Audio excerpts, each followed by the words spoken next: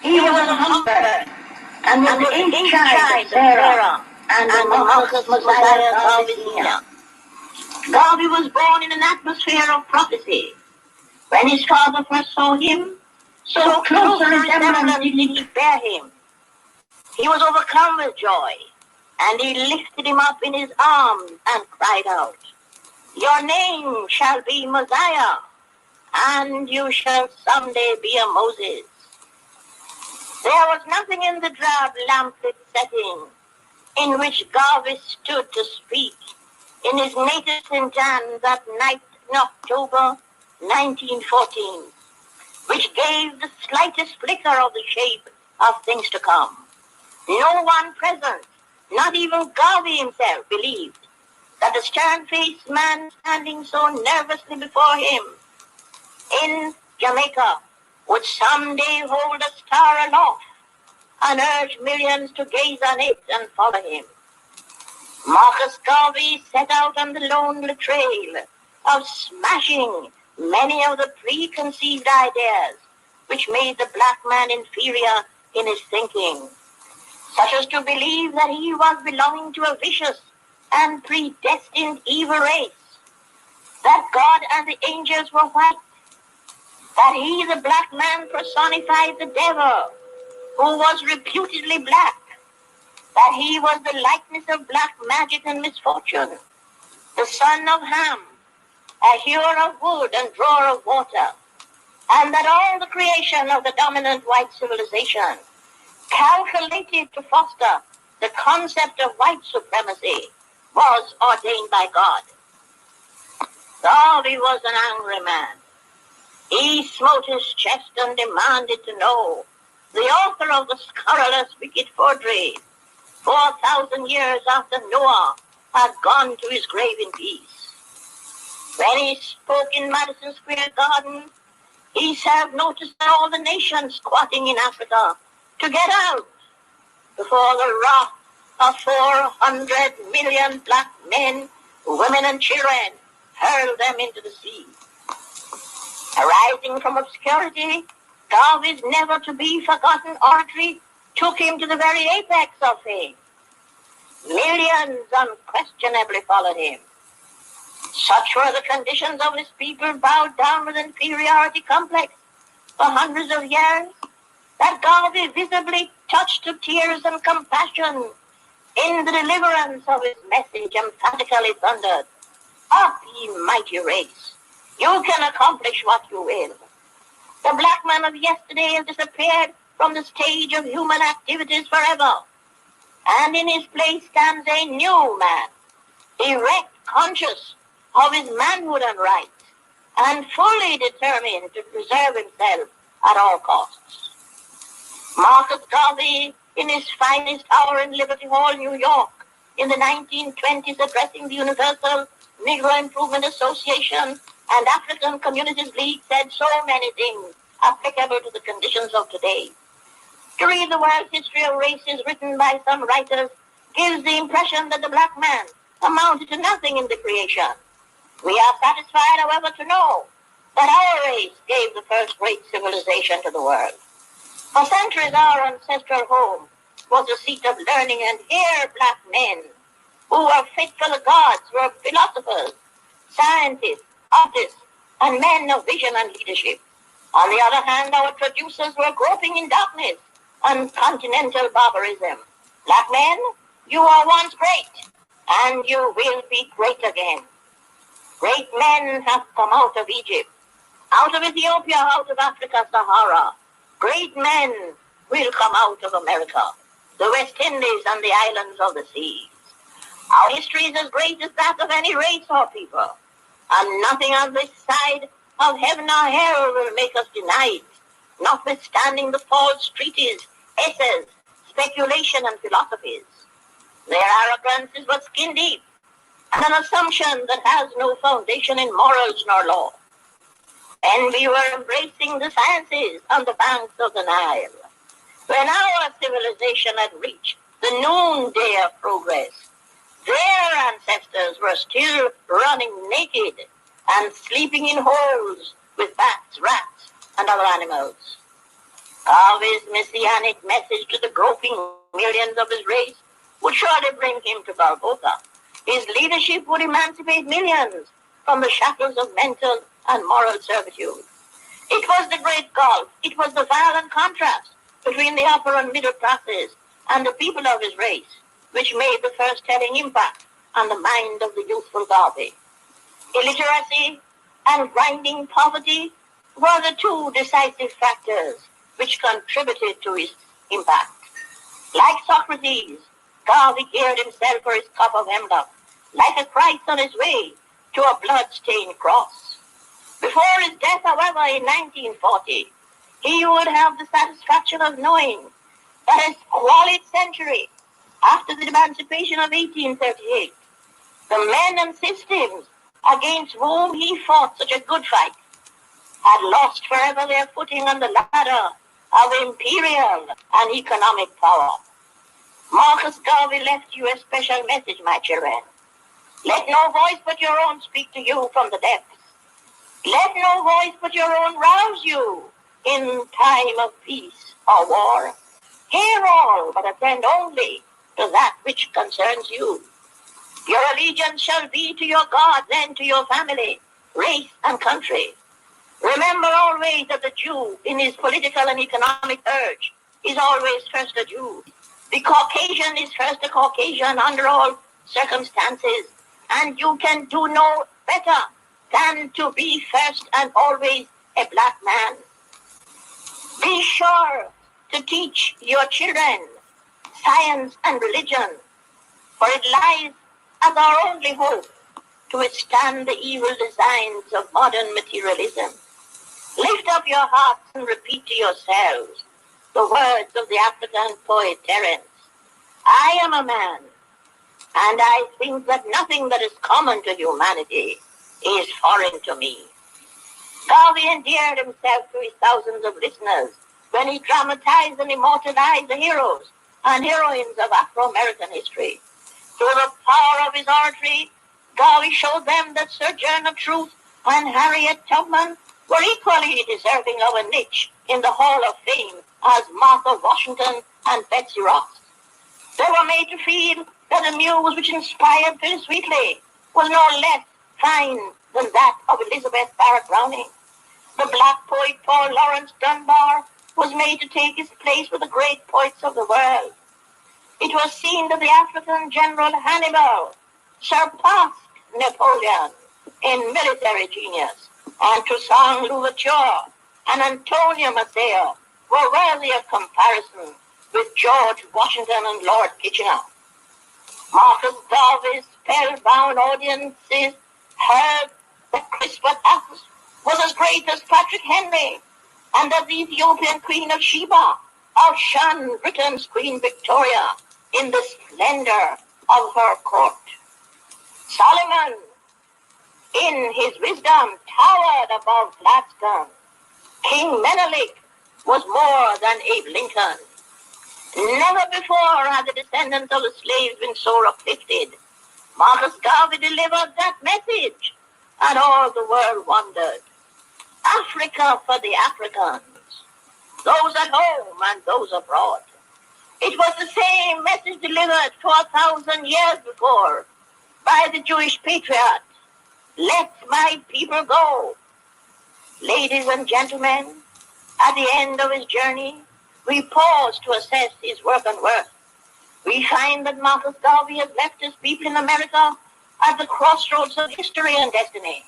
The now 38 independent states in Africa are the first of the fruits of them that slept in the chronology of his prophecy.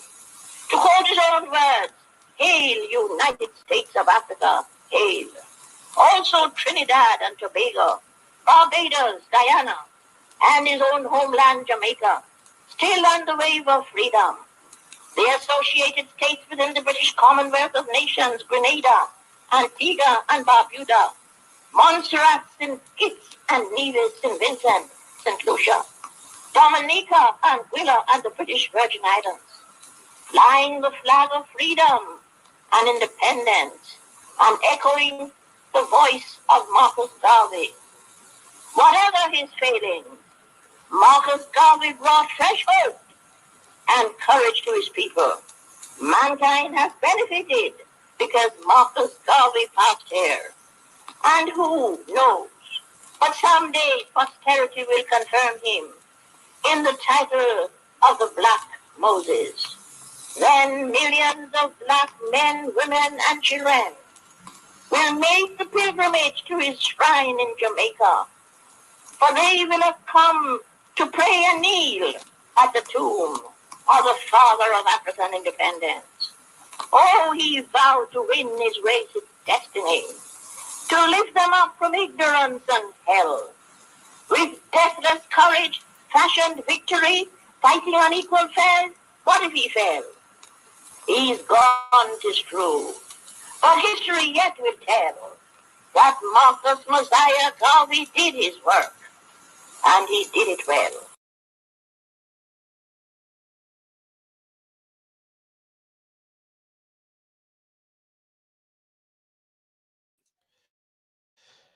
Tendamwari, greetings, one God, one aim, one destiny, African power for all African people. Give me a signal in the chat, family. I just want to make sure that I can be heard clearly.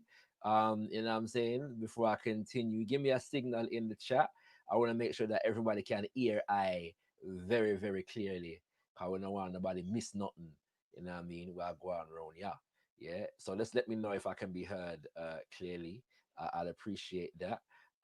Yes, family, we're there inside for the second in our prelude to Mosiah, also known as the RBG at 100 series, Kings and Queens. Yeah, just dropping some knowledge, some information regarding the life and legacy of the most eminent prophet, Marcus Mosiah Garvey.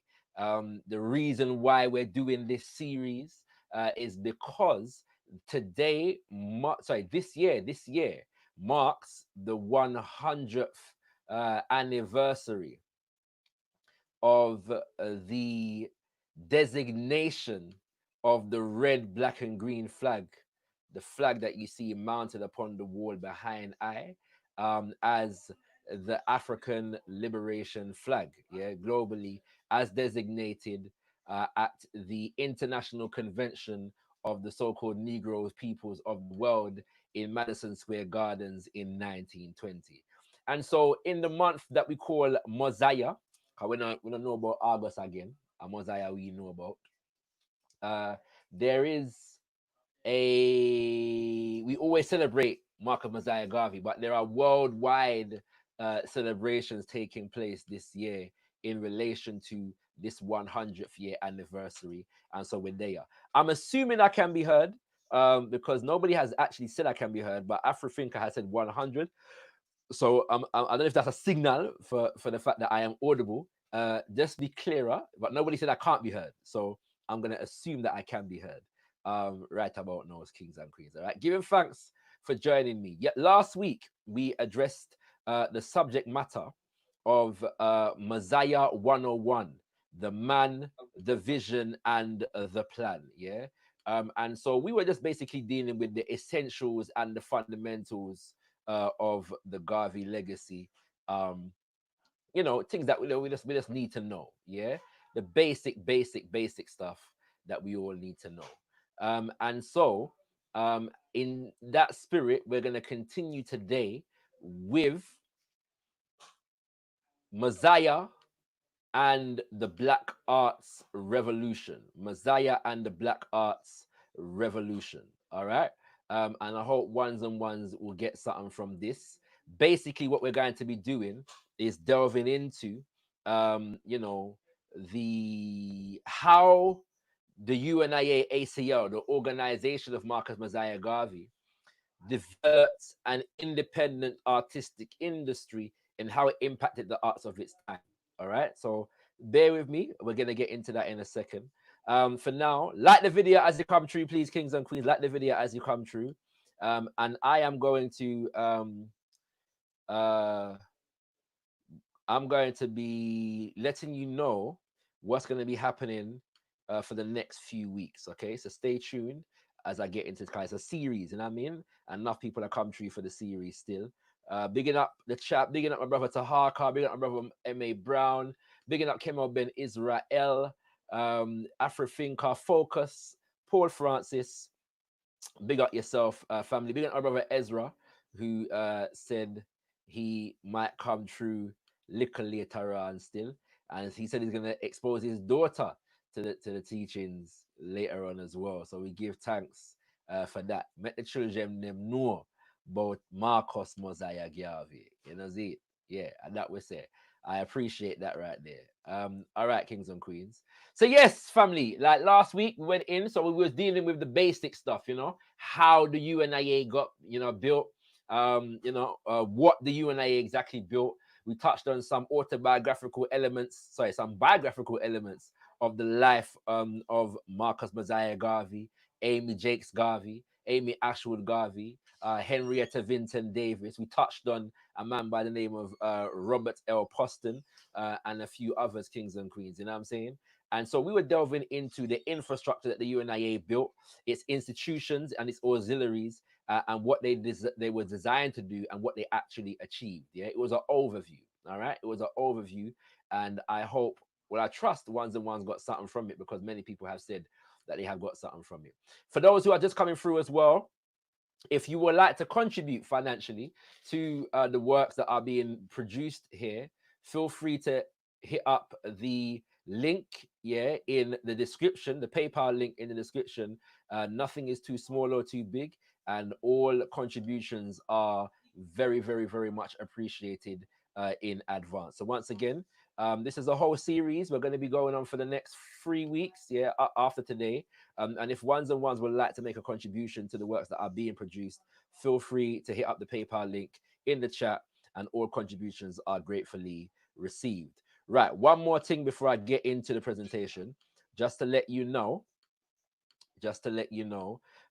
Next week, we're going to change the trajectory of the thing. So today and last week, we're dealing with a lot of history, Next week, we're going to be dealing with more present and future issues from a Garveyite, from an African fundamentalist perspective, So next week, I'm going to be doing a presentation dealing with education, the key to Black nation building. We're going to be looking at the principles and the lessons coming out of Garveyism and the Garvey movement, which can inform us in terms of developing independent Black educational institutions and curriculum today. All right, I hope ones and ones understand what we just said a while ago. And then the week after that, I feel blessed because I've got some guests coming to join me. The first being Brother Omawale Africa from the United States of America, from the organization called AI Philly. That's Afrocentricity International, the Philly division. He is the vice Shanuti, or the vice president or chair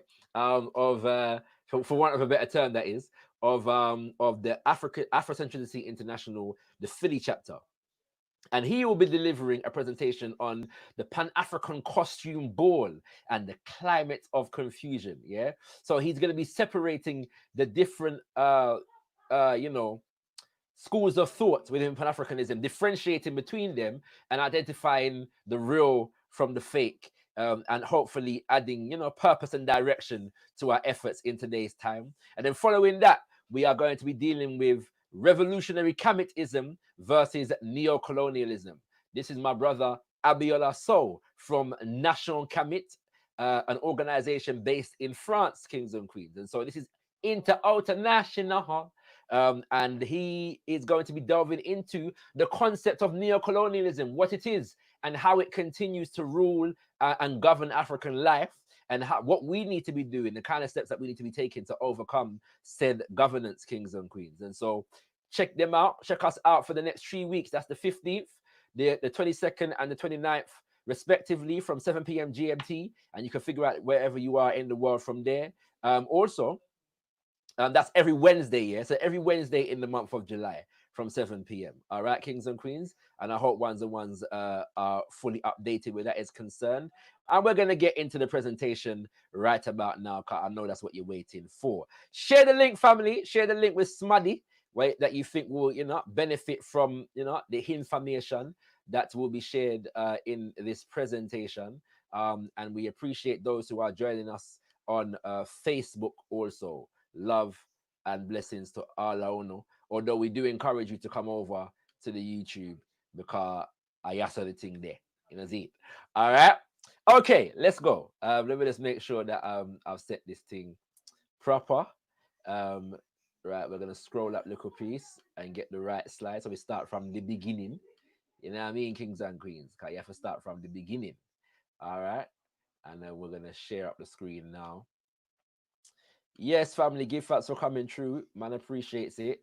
And as well, thank you for everybody who's been sending me feedback, yeah, from last week.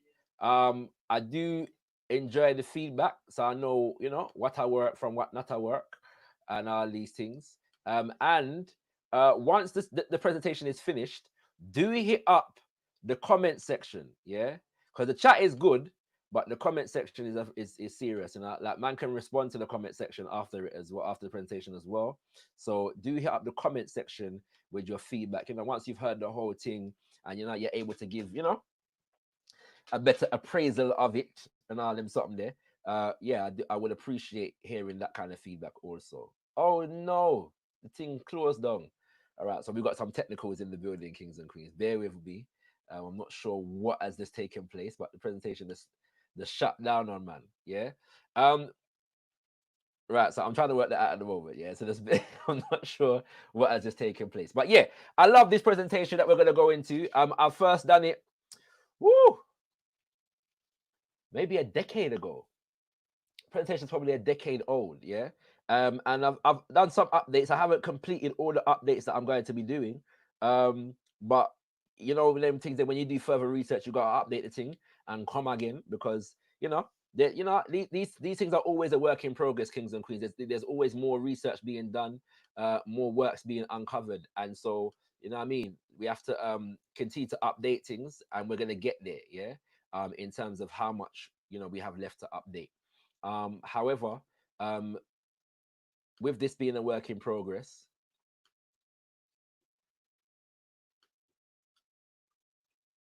where it is at the moment, I do hope ones and ones it is sufficient to give sufficient food for thought and information on all of the above kings and queens. All right, so let's go. Hold on, share screen first.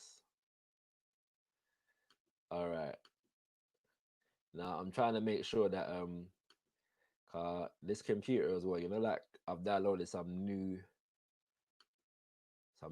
things, yeah, to facilitate man's works from here on out. So I'm hoping that the thing don't just conk out on man. All right, kings and queens, but they are, yeah. So the man division, the plan was last week. This week is Mosiah and the Black Arts Revolution. Yeah, Mosiah and the Black Arts Revolution. I want to begin with this powerful African woman. Yeah, she goes by the name of Claudia Jones. Okay, Claudia Jones. And the reason why we're beginning here is because of this statement that she made: a people's art is the genesis of their freedom. Yeah, and I'm emphasizing this because many times people often devalue the importance, the role, and the function of art, yeah, in a people's lives, especially a people that are dealing with conditions of oppression. All right, as we are and have been as African people for centuries. And so the story behind this particular statement is that Claudia Jones, an activist born in Trinidad and moving to the UK in the 1950s, coinciding with the mass influx of African people into this country after what they call the Windrush, yeah, this ship that came over, okay? And so in 1958, an event took place in London, UK, and that event is called the Notting Hill race riots. Yeah, it began with the assault, racist assault, yes, and killing of a brother by the name of Kelso Cochran. And from that,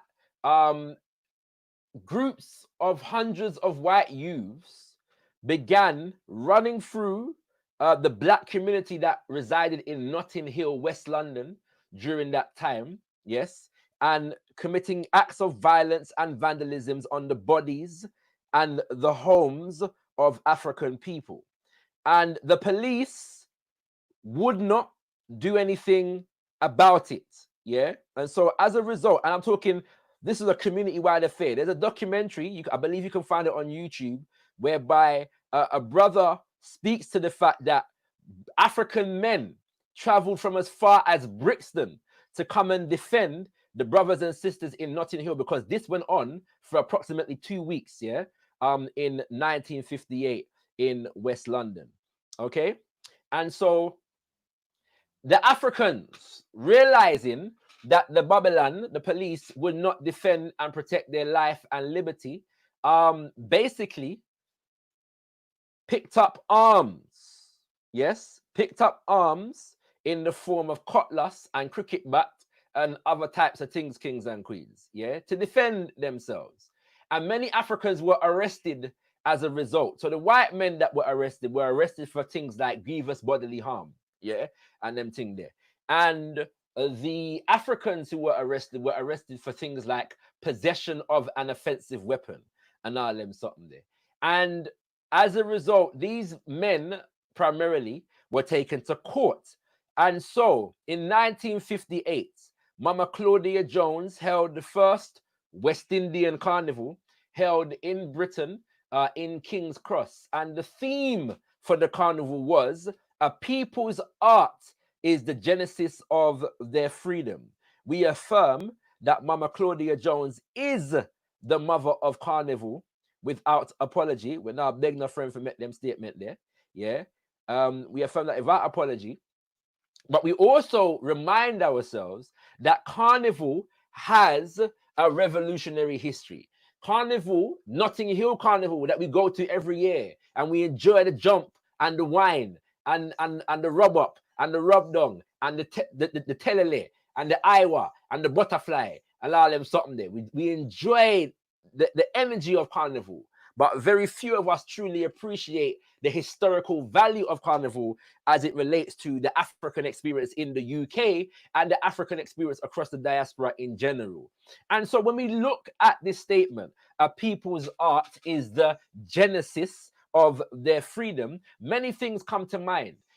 And how I interpret the statement is that art, through a people's artistic expression, they are able to project the best of themselves, even in subnormal or abhorrent conditions of oppression. They are able to project towards their freedom in the condition of oppression. They are able to project the tools and the strategies and the ideologies or the mentalities, the frameworks, the mental and psychological frameworks through the artistic expression that enables them to inform their activism, inform their efforts in attempting to liberate themselves, kings and queens. Yeah. And so we begin here to give purpose, all right, to the presentation from here and out, understanding the role of art in a people's culture and a role of art in the culture of an oppressed people in particular. Okay. And so we begin by talking about the Harlem Renaissance. Yes. Renaissance, a word which simply means rebirth. And the Harlem Renaissance is an event or a period that took place in the United States of America, as the name suggests, in the borough of Harlem, New York City. And the approximate dates are between 1918 and 1935. And we highlight this because in this beautiful and great book, which has informed much of the presentation that we're going to be delivering today, called Literary Garveyism, Garvey, Black Arts and the Harlem Renaissance by Baba Tony Martin, the foremost scholar on the life and legacy of the most eminent prophet Marcus Mosiah Garvey and the UNIA-ACL.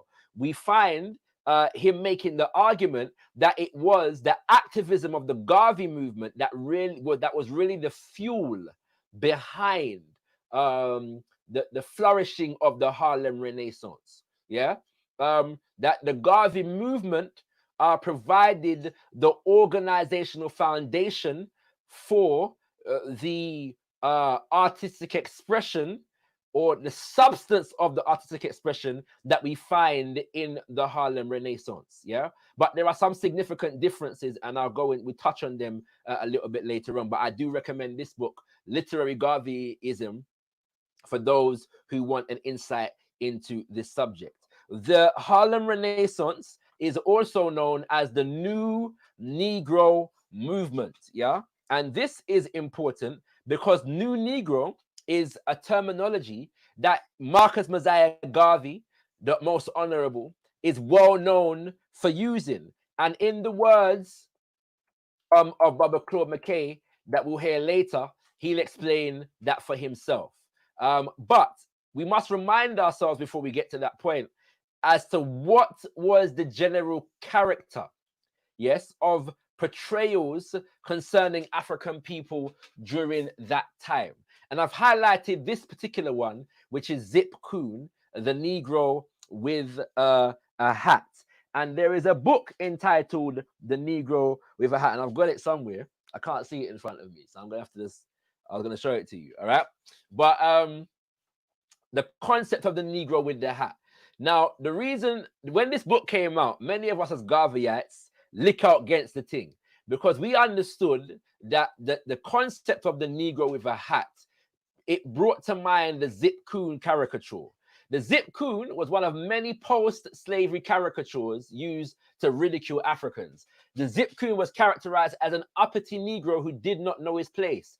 And it was used to rubbish the idea of free Negroes. The personality of Zip Coon, constantly trying to ape and mimic the white man, but lacking the sophistication and intelligence to accomplish this. Zip Coon is one of the caricatures that comes about post-slavery.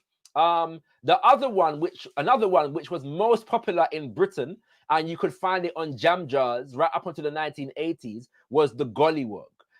Another one was these little nigger pickaninnies. Another one was Sambo. And there are a few others, kings and queens, but all of these were caricatures developed by Europeans post-enslavement. So if we're talking about the Caribbean, we're talking about post the 1930s, say the 1830s. If we're talking about the United States of America, we're talking about post the 1860s, okay?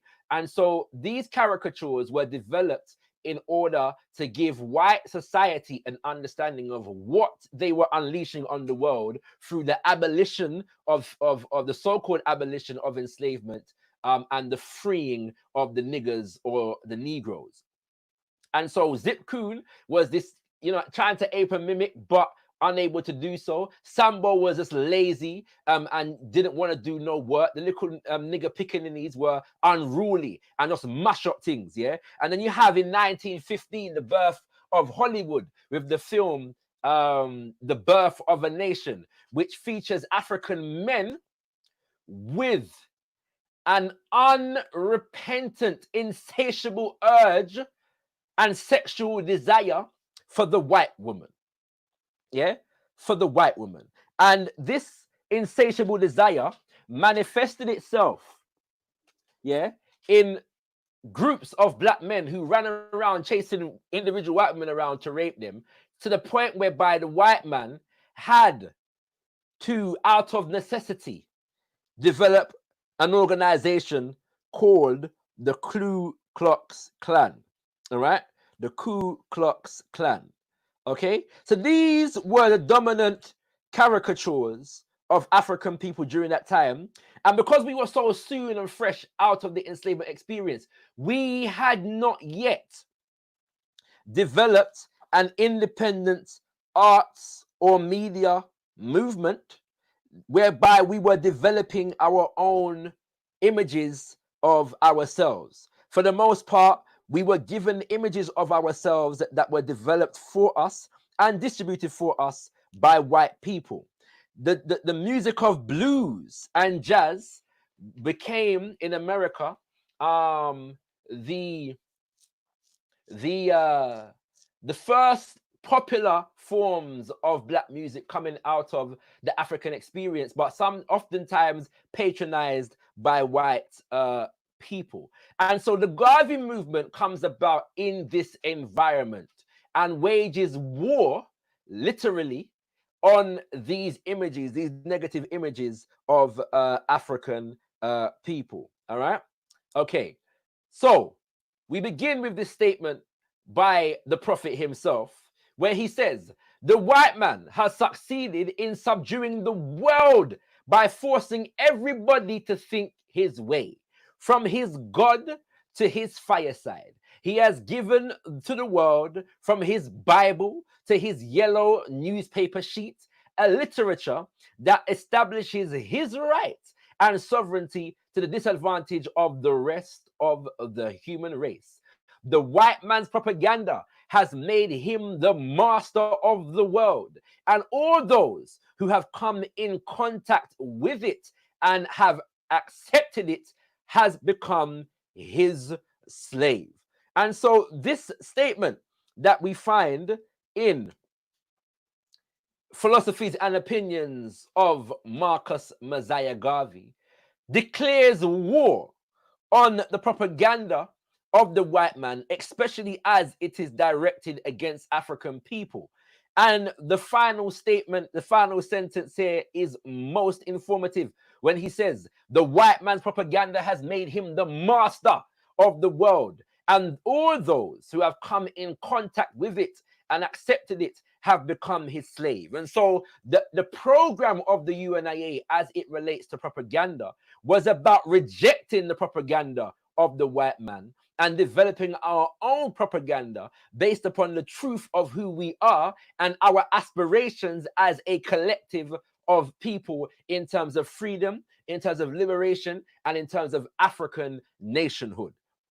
So we're going to see how the UNIA itself managed to put forward this propaganda machine. But first, let us get back to Brother Claude McKay. Yes, indeed, kings and queens, a well-known poet born on the island, the beautiful island of Jamaica, just like Marcus Mosiah Garvey himself, and he becomes a stalwart of the Harlem Renaissance. His most popular poem is If We Must Die. If we must die, let it not be like hogs, hunted and penned in an inglorious spot, while round us bark the mad and hungry dogs, making their mock at our accursed lot. If we must die, let us all nobly die, so that our precious blood within us will not be shed in vain, and then even the monster we defy shall be constrained to honor us, though dead. O kingsmen, we must meet the common foe, though far outnumbered, let us show us brave, and for their 1,000 blows, deal one death blow, though before us lies the open grave. Like men, we will face the murderous cowardly pack, backs pressed to the wall, dying, but fighting back. Claude McKay, kings and queens, if we must die. I know it because we had to recite it repeatedly as children of the Al-Qaeda revivalist movement. And later on, I learned that Winston Churchill, during World War II, used If We Must Die to rouse the nation and the troops to war. But whenever I tell them, say the poem was written by an African from Jamaica by the name of Claude McKay, kings and queens. All right? I'll give you a little taste of Claude McKay, but we're going to take a snippet from an essay that was written by Claude McKay in the 1920s. And he suggests, Garvey assembled an exhibition of Negro accomplishments in all skilled crafts and artwork produced by exhibitors from all the Americas and Africa, which were now notice that, crafts and artwork produced by exhibitors from all the Americas. That's just not the United States. That's South and Central America. That is the Caribbean, as well as the United States of America and Africa, which were revelations to Harlem of what the Negro people were capable of achieving. The vivid but crude paintings of the Black Christ and the Black Virgin of the African Orthodox Church were startling omens of the new Negro Renaissance movement of the 1920s, which whipped up an appetite of literary and artistic America for a season. The flowering of Harlem's creative life came in the Garvey era. The anthology by Alain Locke, another notable of the Harlem Renaissance, The New Negro, was printed in 1925. If Marcus Garvey did not originate the phrase, New Negro, he at least made it popular. Yeah? So Claude McKay is speculating as to the extent to which Marcus Mosiah Garvey actually invented the term New Negro. We're doing away with the old Negro with a small case N. We're affirming a new identity, yeah, which is about freedom and self-determination, self-reliance, and nationhood. Okay, and the New Negro was really developing what the UNIA referred to as the African Communities League. The organization was known as the Universal Negro Improvement Association and African Communities League, and Marcus Mosiah Garvey would often add, of the world. Understanding that we had to develop African communities around the world based upon an African sense of self and an African self-reliance agenda. All right? Okay. And so we get, and Claude McKay had a very conflictual relationship at certain points with Marcus Mosiah Garvey, but even with that, he is giving credit to Marcus Mosiah Garvey and the UNIA-ACL in terms of their impact on the Harlem Renaissance of the 1920s. Now we're going to go to somebody who you might not expect to see in a presentation such as this, but he is arguably the most famous poet coming out of the Harlem Renaissance. And he writes an article in 1926. I believe, though I'm not certain, that it was published in the Crusader newspaper, but I could be wrong on this. Yeah, so don't quote me on that. All right. But the article is entitled The Negro Artist and the Racial Mountain, Langston Hughes. Not a man that we associate with hardcore black nationalist Pan-Africanism or Garveyism in general. However, he did say these words in this essay. One of the most promising of the young Negro poets said to me once, quote, "I want to be a poet, not a Negro poet." That sounds familiar, right? I want to be a lawyer, not a black lawyer. I want to be a footballer, not a black footballer. I want to be a doctor, not a black doctor. I want to be an entertainer, not a black. We don't seem to have moved very much, kings and queens, in the last 100 years. Meaning, I believe, quote, I want to write like a white poet. Meaning subconsciously, I would like to be a white poet. Meaning behind that, I would like to be white. And I was sorry the young man said that. For no great poet has ever been afraid of being himself. And I doubted then, with his desire to run away spiritually from his race, that this boy would ever be a great poet. But this is the mountain standing in the way of any true Negro art in America. This urge within the race towards whiteness, the desire to pour racial individuality into the mold of American standardization and to be as little Negro and as much American as possible. Interesting. So I am ashamed for the black poet who says, I want to be a poet, not a Negro poet, as though his own racial world were not as interesting as any other world. I am ashamed too for the colored artist who runs from the painting of Negro faces to the painting of sunsets after the manner of the academicians, because he fears the strange unwhiteness of his own features. An artist must be free to choose what he does, certainly, but he must also never be afraid to do what he must choose. Let the blare of Negro jazz bands and the bellowing of Bessie Smith, who was the most famous of our singers at the time, coming out of the blues tradition in the United States of America, at least, singing the blues, penetrate the closed ears of the colored near intellectuals until they listen and perhaps understand. Let Paul Robeson singing Waterboy and Rudolph Fisher writing about the streets of Harlem and Gene Toomer holding the heart of Georgia in his hands, and Aaron Douglas's drawing, strange black fantasies caused the smug Negro middle class to turn from their white, respectable, ordinary books and papers to catch a glimmer of their own beauty. And so what we get now during the Harlem Renaissance period is the fact that not only were Africans assessing and developing our own artistic expression that spoke to who we were and what we wanted to be, but we were also critiquing the philosophy of this artistic expression, the trajectory of this artistic expression, the ideological foundation of this artistic expression was being given scrutiny by many of our greats. And so why do we quote Langston Hughes? We quote Langston Hughes because of it gives expression to that fact, but also for another reason, which we'll go into a little bit later on. We younger Negro artists who create now intend to express our individual dark-skinned selves without fear or shame. If white people are pleased, we are glad. If they are not, it doesn't matter. We know we are beautiful and ugly too.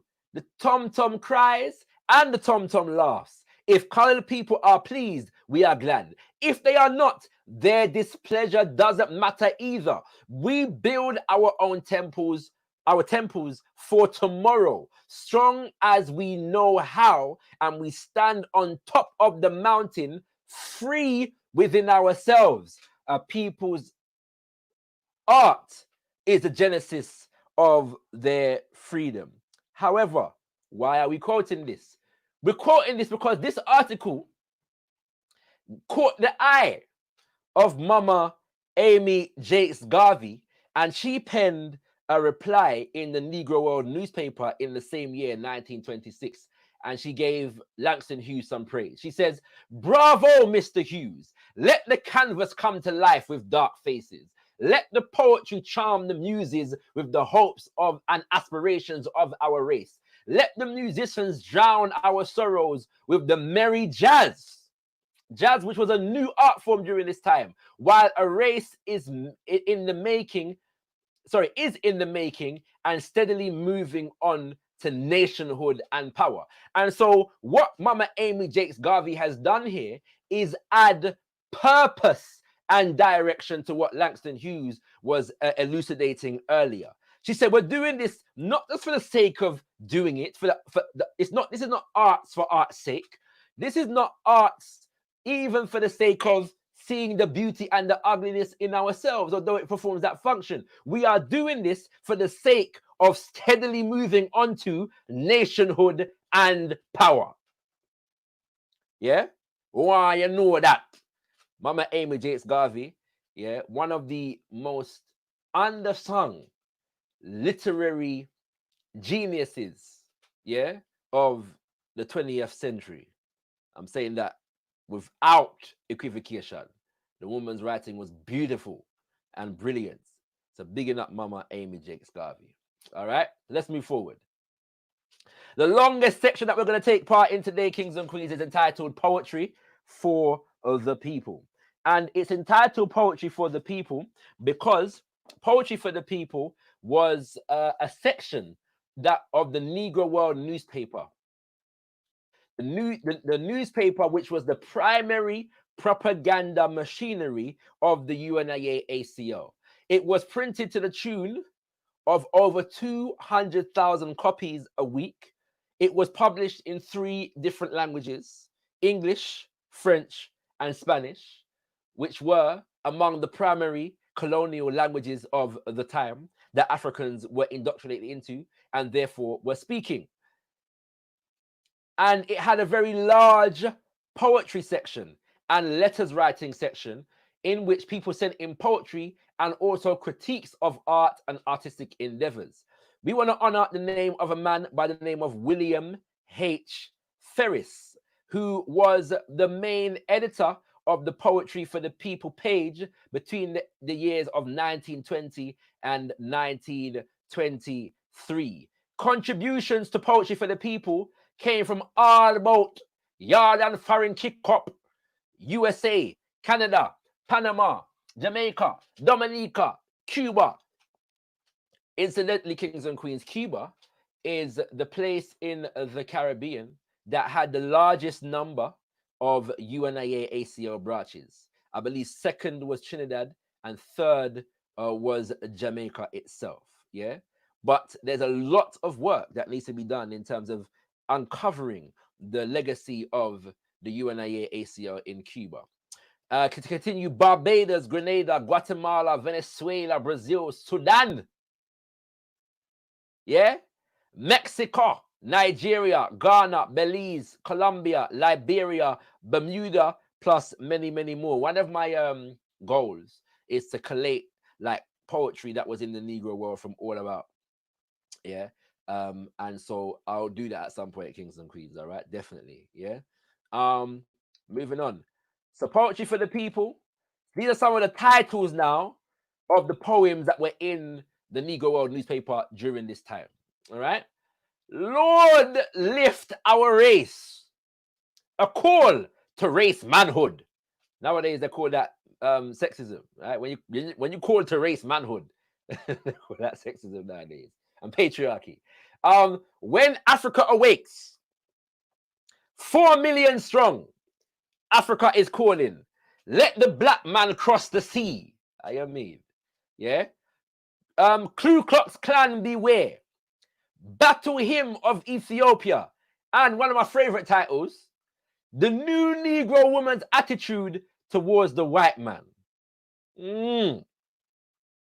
So I'm gonna give you now some examples of this Negro world poetry. All right. Now, bearing in mind, yeah, that the major difference between what Marcus Mosiah Garvey and the UNIA-ACL was fueling and what became known as the Harlem Renaissance is that a lot of the more popular figures in the Harlem Renaissance became popular because of large investments of white money. Yes. Whereas the UNIA-ACL was dealing with the fuel. Because the UNIA-ACL appealed to the grassroots, the so-called working class, yes, Africans. What you find in the pages of the Negro World newspaper, as far as poetry is concerned, is actually more representative of the activities of the everyday people of that time. Okay, and so we have this dichotomy that, as Langston Hughes was alluding to, this idea of Africans who were middle class aspirants who looked down upon Africans' expressions of artistic endeavor, even blues and jazz, as well as being considered the devil's music, was also considered to be lower class, because the aspiring Negro listened to the classics, listened to Mozart and Beethoven, and read Shakespeare, and studied Shakespeare, the classical theater in the African experience. If you wanted to, go up the social ladder, you didn't speak in local vernacular. You spoke in Shakespearean English and studied to be a Shakespearean actor. And so the Negro world represents the most consolidated body of work, poetry, of the everyday Africans of the 1920s.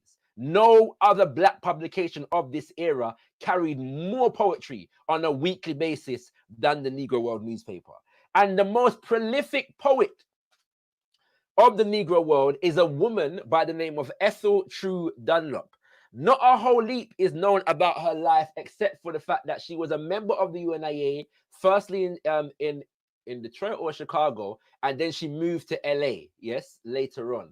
There are no surviving pictures, no known surviving pictures of her, and much of what is known about her life is actually we get from what she wrote, the poetry that she wrote in the Negro World newspaper, because some of it contained, you know, insights into her personal life. Yeah, but we're gonna give you some examples of the poetry right now.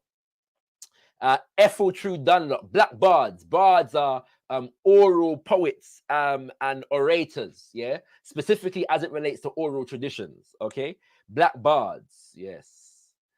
She says, poets who are seeking for wreath, if your ancestors are of dark skinned descent, consider ere you dip your pen in ink, or to the muse your earnest ear is lent. The obstacles that you will meet ahead, the entrances that will be closed to you, the exits that will furnish no egress, where the progress points the bard, I've messed up the rhythm, but forgive me. Yeah, where the progress points the bard he must go through. Consider all the stately ships that pass, the frail bark bound for success's goal, and worse, the silence which thou must endure until hope droops her weary lagging wing, and the jaded thoughts of all hallow eyes surround thy soul aspiring that had hope to sing. And then, dark bard, if thou canst be patient, if it will not be to thy soul distress, while others wear the laurels to confine thine appetite to flavor of success, dip pen in ink and loose the prisoned thoughts that shall go forth to set a nation free. Burn evil's rubbish piles with virtue's torch, and thou indeed a noble bard shall be. Yeah. Now, what she's outlining in this piece is a challenge that faces the Black artist to this day. I was watching an interview conducted by Talib Kweli, yeah, the now legendary hip hop MC, one of my favorite ever in life. And he was interviewing a brother by the name of D Smoke. D Smoke is the winner of the last season, the first and last season. Not, well, I say last, but not the last in terms of it would have happened again, but you know, the one that just gone. Season of Rhythm and Flow, yeah, which was hosted by Chance the Rapper, Cardi B, and T.I. All right, and Talib Kweli asked him a question about being successful while being so openly pro-black. And one of the things that D Smoke says in response is that you just have to accept that the runway is going to be a little or a lot longer. Yeah. And so what Ethel True Dunlop is saying here is that oftentimes the African who is an artist who seeks to do art that speaks to the development of African nationhood will have to often sacrifice what is known or our current idea of success. We cannot seek success in the mainstream. Yeah, we have to persevere and endure. Yes, and know that our efforts, our efforts will flourish and manifest in the liberation and the freedom of Africa and all African people. That's what she's saying here. Okay, for the sake of time, I'm going to move forward. Another poem that she writes is on the Tulsa race riots. Yeah, so Tulsa, Oklahoma. This is Black Wall Street now. Yeah, in 1920, also 100 years ago. All right, and she writes this in relation to this massacre in which a self-sufficient community of Black men, women, and children had built itself up after the enslavement process during the Jim Crow era and the lynching era, and this state-sponsored violence was committed against these Africans to the point whereby they were bombed from the sky, yes, by white racists with the government support, yeah. And in response, many poets wrote into the Negro world about this incident, and Ethel True Dunlop was one such person. And she writes, "O Tosa, while my pen wrote on and fancy rode through paradise, from out thy smouldering, crumbling ruins rose Egypt's sons and daughters' sighs. The strong have smote the weak again, and thou must bear the curse of Cain," and it will continue. Yeah. So you can see that the poets were topical. They were writing to the issues of the time. And oh, sorry, double slide there. Forgive me. Right. And so what used to happen also is that poets used to respond to each other's poetry. Yeah. And so at one point, a young person had written to the Negro world saying that, complaining that they were unable to get their either their letter or their poem published 1 week. And so Ethel True Dunlop wrote a poem to console the young person, and she says, "We cannot print the letter, dear. The paper lacks the space. But Marcus Garvey's working to free your outraged race." Yeah. So, so a little bit of humor there, you know what I'm saying? So, yeah, I just thought I'd throw that one in the presentation as well. But it just shows that there was a community of poets, yeah, and letter writers and thinkers and reviewers of art, yeah, developing around the Negro world, and they would speak to each other and correspond with each other through the pages of the Negro world, yeah. And so one such example of review comes from a brother by the name of Marion S. Lakey, yeah. And this is important because he's now reviewing the poetry of Ethel True Dunlop, and he says, "One comes to realize more and more as one reads Miss Dunlop's poems that it will be the women of the race who will lead the race to a higher and more genuinely cultured spiritual plane. Miss Dunlop is a poetess laureate and heroine of her race, in that she has dared to write for a cause that means," a pseudotypo, "everything to the future well-being of her race, at a time when that cause is the object of supercilious ridicule and contempt of many of her own people, thus, to a certain extent, sacrificing for the time her chance to win a larger, but what could not be other than less altruistic fame." Yeah. And so you can see that these people were developing their own ideas of success. They were rejecting this mainstream idea, which was developing because a lot of the more popular poets of the Harlem Renaissance were being elevated to stardom and fame by white businessmen, yeah, at the time. And so these people are very aware. They're sacrificing that for the sake of this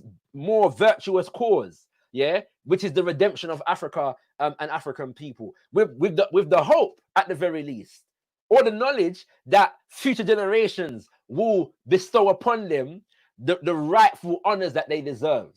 And my argument is that we're yet to fully achieve that, because I'm guaranteeing that most of the people watching have never heard the name Ethel True Dunlop before. Yeah? Well, you have today, and this is why you're here. All right? So I'm going to give you a couple more examples. We're pausing for the poetry for a second just to highlight the work of Augusta Savage. And she is well known in the Harlem Renaissance of being a sculptor, a painter. She's also a poet. And yeah, she's, one of the more popular, probably the most popular when it comes to the visual artists coming out of the Harlem Renaissance, yeah. And she did a lot of busts, yeah, head sculptings of a lot of leading African activists, one of which was Marcus Mosiah Garvey himself. I have not seen the bust that Augusta Savage did for Marcus Mosiah Garvey. At the same time, there is a picture of Amy Jacques Garvey sitting next to a bust of Marcus Mosiah Garvey, but I don't think that's the one that Augusta Savage did, yeah? But she also founded an institution, which is the Savage Studio of Arts and Crafts. One of her most famous pieces is this, which is entitled "Lift Every Voice and Sing." It's basically representing a harp, but the strings are the voices of African men and women, yeah? And it's named after what is considered to be the African American anthem, yeah? national anthem, Lift Every Voice and Sing. Powerful, powerful African woman. Why she's featured in this section is that she was at the time in the 1920s married, up until 1924, married to a man by the name of Robert L. Poston, kings and queens. Robert L. Poston was an assistant president general of the UNIA, and he led the final delegation. So there were two delegations in 1924 to Liberia of the UNIA. Yeah, the first was led by Mama Henrietta Vinton Davis. The second was led by Robert L. Poston. Okay, and as I said last week, he actually died of pneumonia on his way back from that trip. If you want to know what happened on that trip, check out last week's presentation because I'll go into it there. But he wrote a poem in the Negro world, and it's one of the favorites. Yeah, it's called "If You Meet a Member of the Ku Klux Klan." All right, let's go. When you meet a member of the Ku Klux Klan, walk right up to him and hit him like a natural man. Take no thought of babies he may have at home. Sympathies defamed when used upon his dome. Call your wife and baby out to see you have some fun. Sick your bulldog on him for to see the rascal run. Head him off before he gets 10 paces from the door. Take a bat of sturdy oak and knock him down once more. This time you may leave him where he wallows in the sand, a spent and humble member of the Ku Klux Klan. So we put this in the piece, kings and queens, in the presentation because there's a rise of Ku Klux Klan-esque organizations across Europe, Britain, and the United States of America in recent years. So we just may need some inspiration as to how to deal with them. Yeah, as to how to deal with them. So I'll put this here for the sake of that inspiration. And before I go further, I've realized that I've missed out a poem. Yeah, because I gave you a title of a piece, and I want to give you the piece itself. And this piece is called "The New Negro Woman's Attitude Towards the White Man" by an African woman and Negro world poet called Estella Matthews. Yeah, and it's actually contained in this book called African Fundamentalism, a literary anthology and cultural, a literary and cultural anthology of Garvey's Harlem Renaissance. Yeah, this is very important because it contains a lot of the intellectual work, essays, and so on and so forth that were written by members of the UNIA other than Marcus Mosiah Garvey himself. Very important because people tend to focus on Marcus Garvey and the individual without paying attention enough to the fact that he was the leader of an organization, a mass movement, an organization of people that featured many great organizers and great intellects. Yeah, so a lot of the works of members of the UNIA that were published in the Negro World and other places is housed in this book. And so is this poem by Estella Matthews, written in 1921, "The New Negro Woman's Attitude Towards the White Man." And I hope ones and ones get some inspiration from these words. She says, "Laugh with your lustful eyes. We will never bend our knees. The shackles ne'er again shall bind the arms which now are free. Some strike for hope of booty, some for the hope of pride. We battle to defend our all for which our mothers died. We loathe you in our bosoms. We scorn you in our eyes. We despise you with our latest breath and fight you till we die. We never will ask you quarters. We never will be your slave, but we will swim the sea of virtue till we sink you beneath its waves." The new Negro woman's attitude towards the white man. Very instructive in a time where we are being bombarded with images that speak to how much better white women and white men are for us as black women and black men. I'm going to come back to tributes to the black woman a little bit later on. Yeah, but I just thought that was a beautiful, beautiful piece of poetry there by Estella Matthews. And then we're going to get to the longest poem ever in the Negro world, which is written by a brother by the name of Kobina Sechi. Yeah, Kobina Sechi. All right, brother from Ghana. All right. Kobina Sechi is a noted activist from Ghana. He was born and given a European name, which I forget, but it's not important. We're not even going to repeat his European name. But he becomes a playwright and a poet. And he, after being born with his European name, he studies in the UK. And when he goes back to Ghana, he relinquishes the slave name. He reclaims his Fanti. He's a Fanti man from Ghana. Reclaims the name Kobina Sechi and refuses ever again to wear European clothes. Okay, this is Kobina Sechi, but he is famous for writing the longest poem ever featured in the Negro world, and that is called The Sojourner. All right, and we're going to give you a few snippets. We're not going to read the whole poem, but this poem is also featured in African fundamentalism. So you get a theme for the poem. Yeah, it's written in sections. It's about 4 sections. Yeah, and it begins: a product of the law school, embroidered by the high, up brought and trained by similar products. Here am I. I speak English to soften my harsh and native tongue. It matters not if I often speak the fancy wrong. I am learning to be British and treat with due contempt the worship of the fetish from which I am exempt. Yeah, he's referring to the demonization of African spirituality.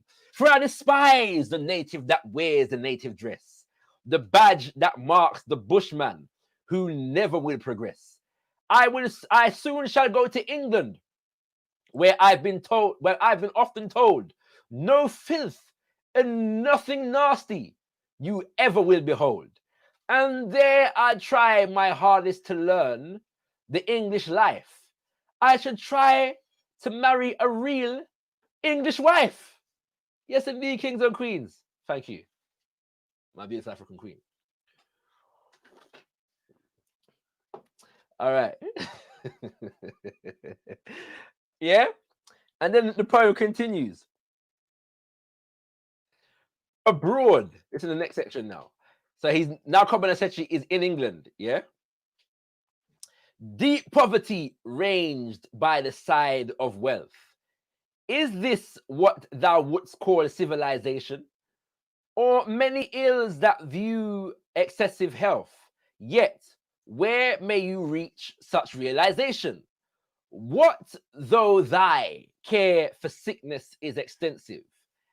If arrogance doth blight the gift's receipts, whilst much that's necessary is expensive, and crime is fed, whilst merit lacks to eat. Yeah. So the realization of the truth of this wicked nation of Britain has come to him in this stanza. He continues, retrospective.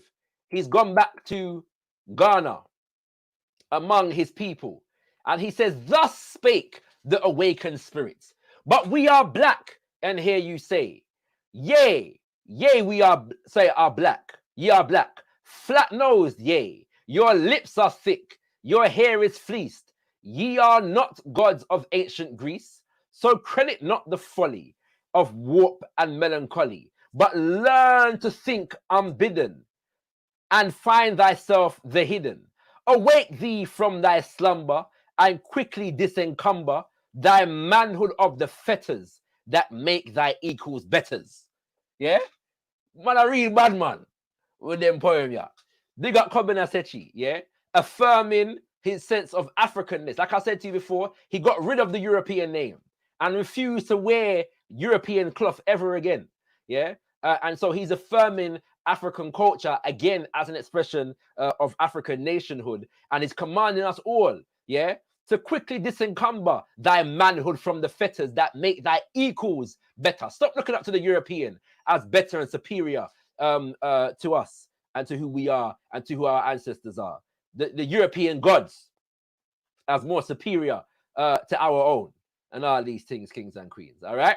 So now we're gonna go into Mosiah the poet, and because of time, I hadn't put the Mosiah poems in the presentation. However, I'll just read a couple stanzas. So a lot of Mosiah poetry is contained in this book, the poetical works of Marcus Garvey, also edited by Baba Tony Martin. And his most famous poem, and one of the longest poems I've ever read, is called The Tragedy of White Injustice. Yeah.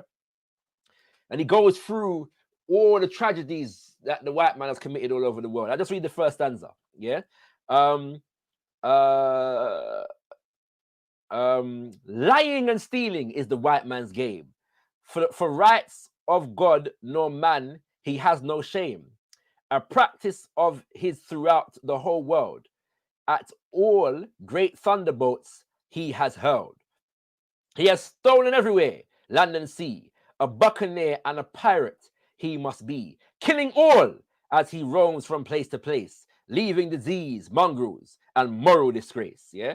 And you know, it goes on. There are, let me just clarify them. There are 70 stanzas, yes, in this poem. 70 stanzas in this poem. Yeah. And I'll read the last stanza. With battleship, artillery, and gun, white men have put all God's creatures to run. Heaven and earth they have often defied, taking no heed of the rebels that died. God can't be mocked in this daring way, so the evil ones shall surely have their day. You may rob, you may kill for great fame. So says the white man, for this is his game. Yeah. And so there are other poems in here, Hail United States of Africa, and others. There's one called Keep Cool, which we're going to get into later on. But the one I want to bring to your attention is, hold on, because it's not obviously. So there's a poem called The Black Mother, yeah, Battle Hymn of Africa. Yeah, I'm gonna just give you some of the titles of Marcus Mosiah Garvey's poems. You know, there's a poem that he's got to his wife, Amy Jakes Garvey. I'm looking for the one called The Black Woman. I'll find it in a sec. Yeah, it's one of his most famous poems. Right now, we can't find the thing Rasta. It is eluding me. Forgive me, Kings and Queens. I'm gonna find it. I want to read you this one, yeah. To see how African men were honoring the African woman during this time. Here we go. All right. Marcus Garvey says, Black Queen of Beauty, thou hast given color to the world. Among other women, thou art royal and the fairest, like the brightest of jewels in the regal diadem. Shinest thou, goddess of Africa, nature's purest emblem. Black men worship at thy virginal shrine of truest love, because in thine eyes are virtue steady and a holy mark, as we see in no other, clothed in silk or fine linen, from ancient Venus to the goddess of mythical Helen. When Africa stood at the head of the elder nations, the gods used to travel from foreign lands to look at thee, and on couch of costly Eastern materials, all perfumed, recline thee as in thy path flowers were strewn, sweetest that bloomed. Thy transcendent marvelous beauty made the world mad, bringing Solomon to tears as he viewed thy comeliness.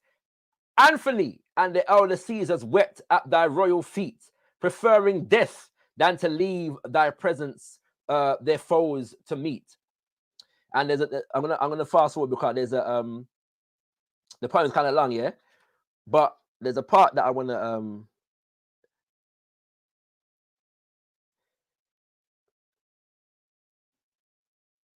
highlight.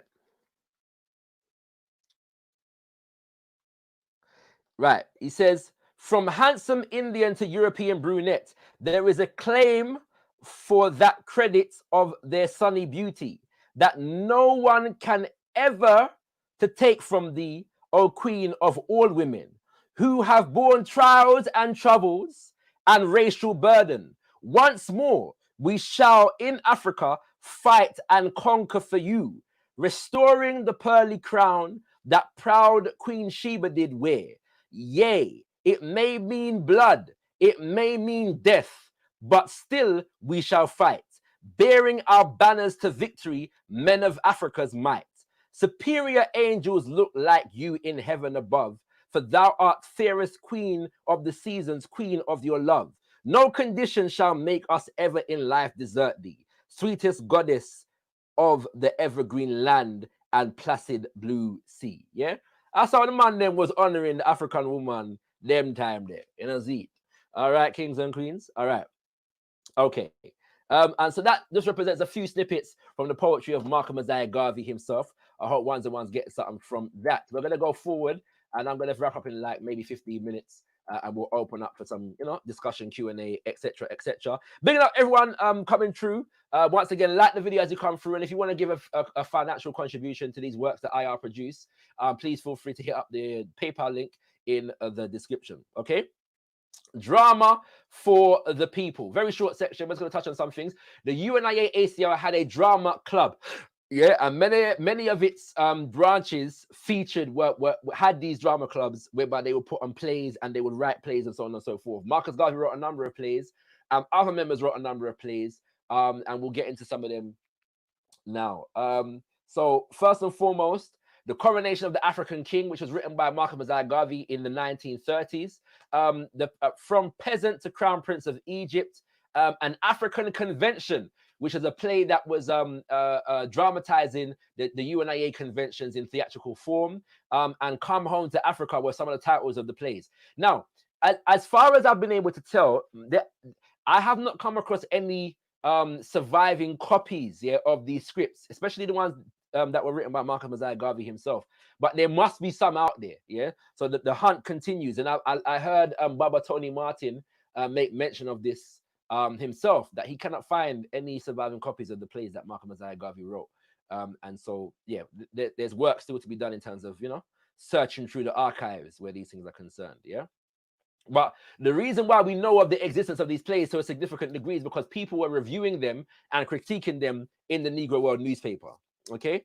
Now, one of the more famous members of the UNIA-ACL is a man by the name of John Edward Bruce. He's a man that's not always associated with the UNIA-ACL because he is one of Papa Garvey's jegnas, one of the people that taught Mosiah Garvey, because his career in activism begins significantly before Mosiah Garvey arrives in the United States, and his writings were some of what Mosiah Garvey was reading whilst he was in Britain, because John Edward Bruce had some articles in the African Times and Orient Review, as produced and edited by Deuce Muhammad Ali. But when John Edward Bruce joins the UNIA-ACL in the 19-teens, and becomes one of Mosiah Garvey's most prolific advisors, and he's also a Prince Hall Mason, and so a lot of the organizational reach of Papa Garvey, especially in North America, but all over, all over America, because there were many branches of the Prince Hall Masons, right? Is built upon a foundation that was built to some degree by people like John Edward Bruce, who were already organizing among our masses. But he's also a playwright. And so he wrote a play called Which One? Let's give you a synopsis of the play. As told to us in Literary Garveyism by Baba Tony Martin. Another Bruce creation, Which One? Revolved around an African UNIA diplomat, Senebundo Ajayi. Notice the attempt at an African name there. Senebundo Ajayi. 3 young ladies were in love with Ajayi. One from Martinique, the Anglophone Caribbean, and from Afro-America. Ajayi found himself in the pleasant predicament of having to choose one of these ladies. Some of the action took place in the UNIA offices that Bruce knew so well, and against a backdrop of the Garveyite colors, red, black, and green. Ajayi was eventually able to make up his mind before leaving on an organizing trip to Nigeria. He and his bride planned to be married in a Liberty Hall in Africa. Liberty Hall were the headquarters, yeah, of the various different UNIA branches throughout the different cities and countries wherever they were. So each branch in each city had a Liberty Hall, yeah, which was the headquarters of the UNIA in that city. Okay, so they were going to be married in a Liberty Hall in Africa. So you can see everyday scenario, everyday film could be popping. You know what I'm saying?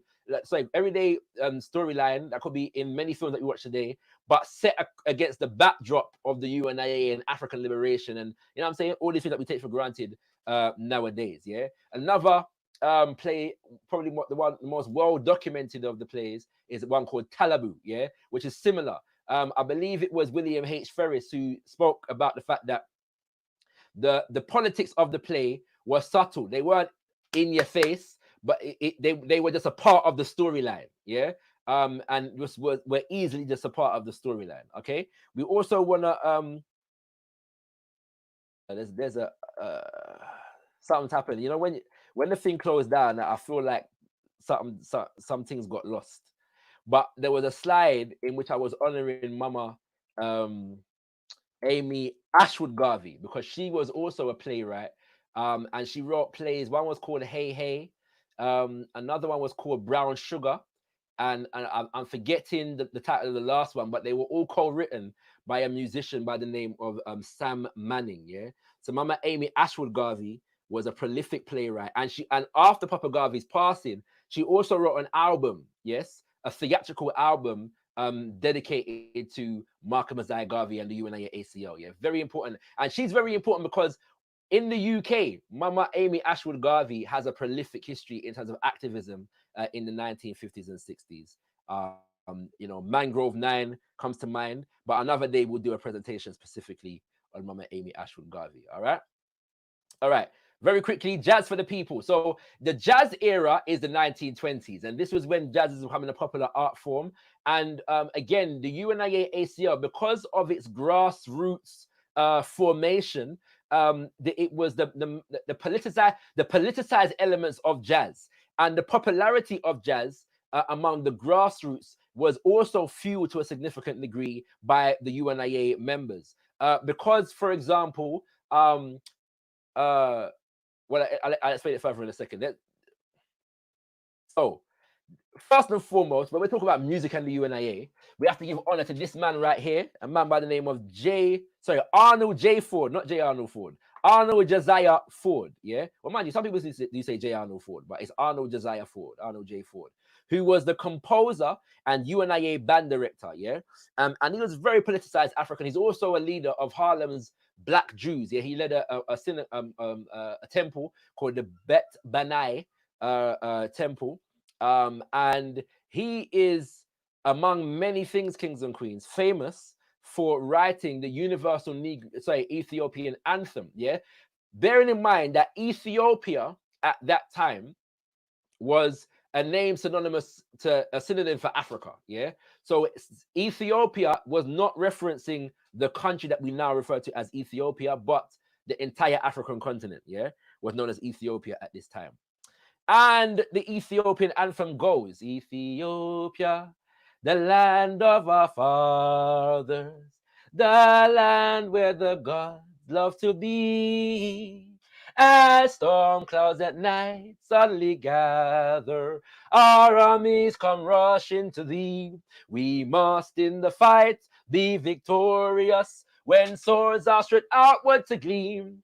For us will the victory be glorious when led by the red, black, and green.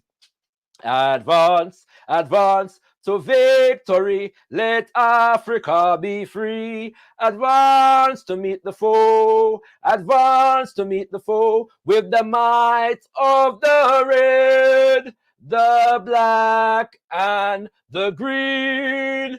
With the might of the red, the black, and the green. Yeah, that's the first verse. All right. So he wrote this with another brother. So he done the music and in fact, the first verse was actually written by a brother from another organization who was actually in the UNIA at the time, but he was associated with an organization called the African Blood Brotherhood. Yeah, but there was an incident in yeah, again, there's a missing slide, man. Something's happened. Something has definitely happened. Yeah, but there was another if I can find it. There was another there's another verse. There's three popular verses that most people know about, but there's another verse, yeah, that a lot of people don't know about, that was in this song, and it was inspired by the brutal murder of a young African woman, yeah, and Baba Arnold J. Ford was particularly moved by the story of this murder. All right, and so much so that he wrote an article, yeah, in the Negro World newspaper. And I'll read a couple of excerpts from the article. It says, the rumor current at the time was that she, like the majority of our young girls who are driven into all kinds of servitude through economic pressure to eke out a daily existence, was forced to take a position as a servant girl in a country palace. So in a country place, like a country club, yeah? He goes on, in this isolated place and with no one to protect her, it was not long before she was raped by her white master and was about to become a mother. Having no one else to confide in and finding trouble growing upon her, she at last resolved to tell her whole story to her mistress, hoping to receive some measure of sympathy or relief, yeah, which she didn't, yeah. Basically, instead of being helped, she was brutally murdered, right? And so there's a line, there's a verse, sorry, that a lot of people don't know about in the Universal Ethiopian Anthem that is inspired by this woman and her brutal death. And it says, "Oh, her red blood that spilled on the meadow shall always be dear to me. Her black form that laid on the meadow cried out, Africa must be free. The red and the black tearful given, the green grass did tenderly screen, and the rain fell bright teardrops from heaven on the red and the black and the green. Advance, advance to victory." Yeah. And so yeah. Now if you look for there's recordings of this anthem, okay? And it's very so, but nowadays we chant it, yeah, especially in our Kebalan, we put the Naya big upon it. So we say, advance, advance to victory, let Africa be free. Advance to meet the foe, advance to meet the foe, with the might of the red, the black and the green, with the might of the red, the black and the green. For those of you who've been to any Rastafari occasion, you'll be obviously seeing the similarity between this and the Rastafari version of the Universal Ethiopian Anthem. Yeah. Now I've never been able to locate who exactly adapted it, but suffice to say that the Rastafari version was adapted from this original version. Yeah. Both are very beautiful renditions, nonetheless. And so when we're looking at jazz as it relates to the Garvey movement, this is a quote taken from a book by the name of Keep Cool, yeah, Keep Cool, by a historian by the name of Ted Vincent, yeah, Ted Vincent, all right. And he's written this book on the the activist, yeah, that inspired the jazz age, yeah. And so he says the exposition of these groups and their stand on music comprise the next sections of this book. The decision to put the Garvey movement first was dictated by the following deductions. A, support for jazz and blues was weak among the prudish black middle class, that included the Black Democratic and Republican politicians, a host of opinionated intellectuals, and most academics. B, support was strong among the Black working class that bought blues records and filled dance halls. But although this was the sizable Black majority, it had little in the way of politicized organization except for the Garvey Movement. And C, therefore, to discern the politicized support at an organizational level among the segment of the Black community closest to the pulse of the music revolution, one has to look at the Garvey Movement with its composition of factory workers, domestic workers, and others of the laboring classes. Yeah, I think that speaks for itself, so I won't expand upon that any further.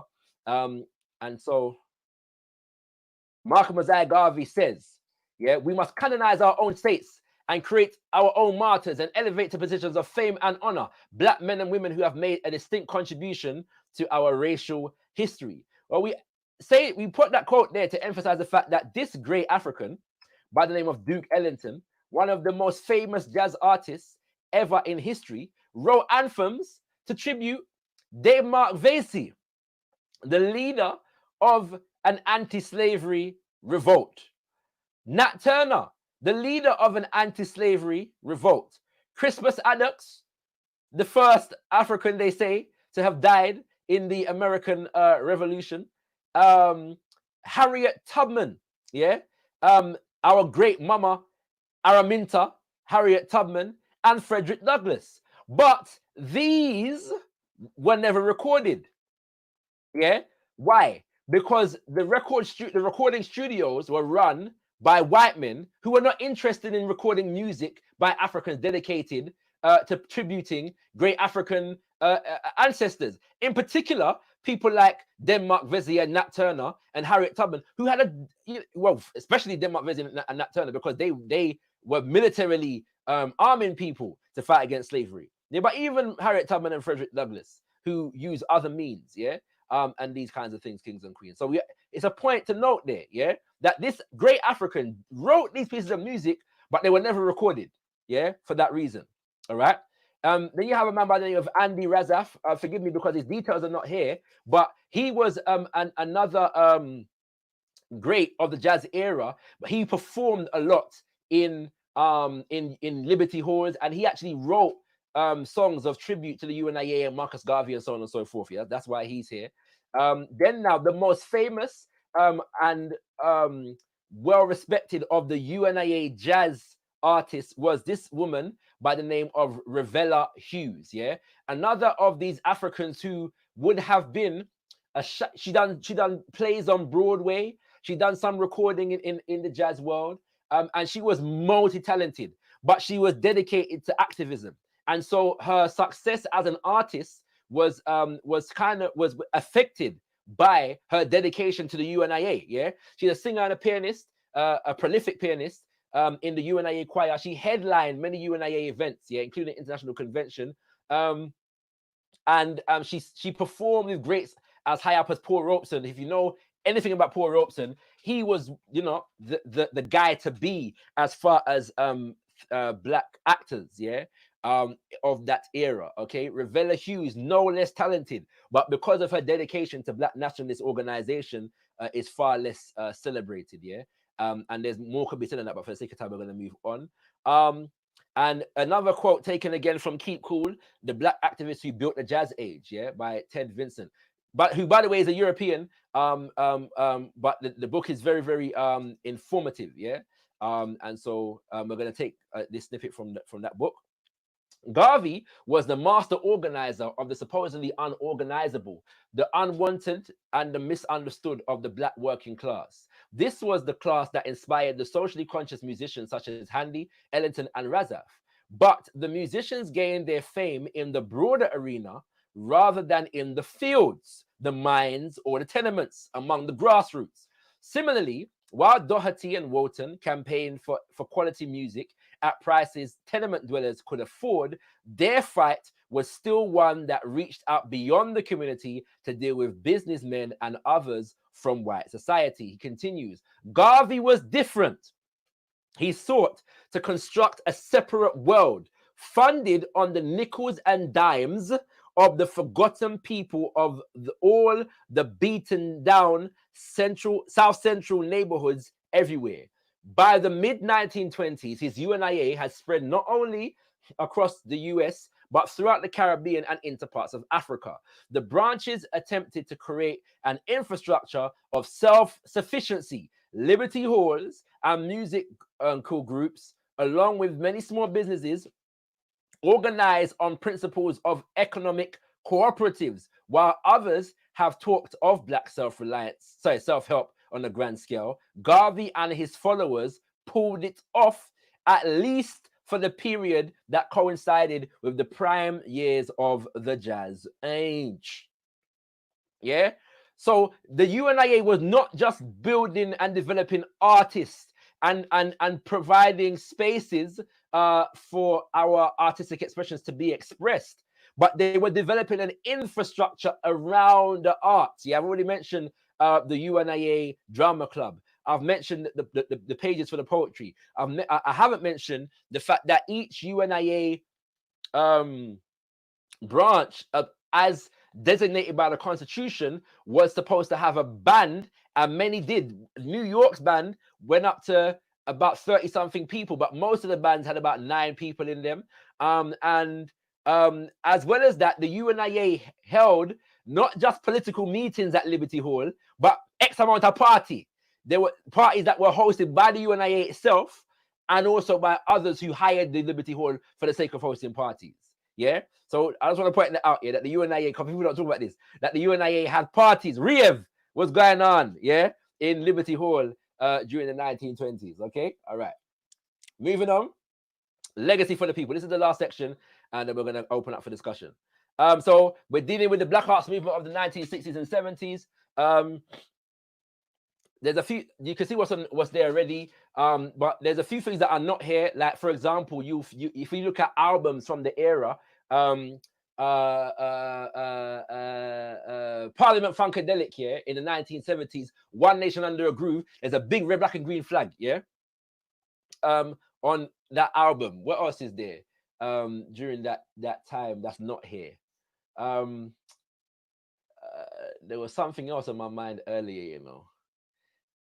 But the whole point is that the Black Power movement of that time, during the Black Power movement, a lot of the Black Power activists were rediscovering Marcus Mosiah Garvey through the works of people like Carlos Cooks and Mama Mariam Samad, who were on the scene at that time, and who were influencing people like Baba Omowale Malcolm X, yeah, who knew Mama Mariam Samad and knew Baba Carlos Cooks, yeah.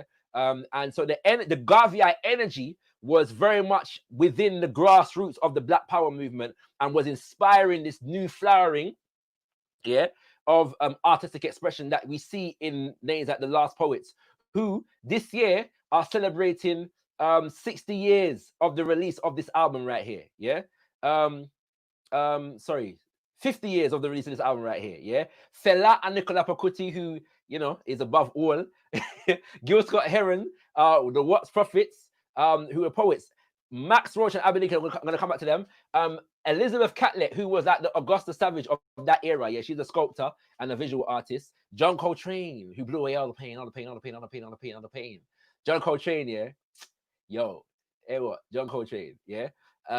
Yeah, Mama Miriam Makeba, and Mama Sonia Sanchez, who was also a poet, yeah. Time doesn't allow to go into the significance of all these great people, but it's massive, all right? Then now you have two of the anthems of the era as far as the United States of America is concerned. Young, Gifted, and Black, written by the beautiful and the amazing, and the like, words do not express, yeah, like Nina Simone, yeah. And I want to shout out to Bob Andy and Mama Marcia Griffiths, because they actually did a ska version of the song Young, Gifted, and Black.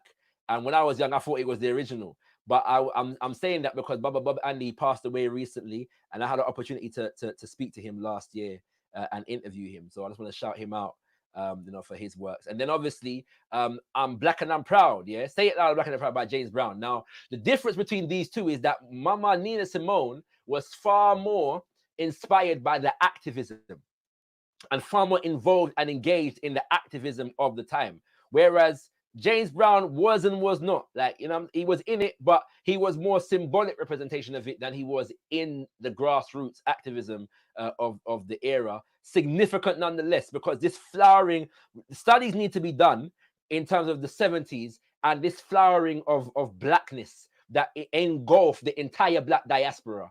Yeah. And where these rhythms were being discovered, and this music was being, and these words and these terminologies are coming from. Yeah. The significant people have studied it in isolation. So you might get a documentary on Fela, you might get a documentary on funk, yeah, you know what I'm saying, in America, but very rarely do people link the Afrobeat of the continent to the calypso and the reggae of the Caribbean, to the funk and the soul of the United States, yeah, you know, and the high life as well on Africa. Very few people do that, so that's the work that needs to be done. All right.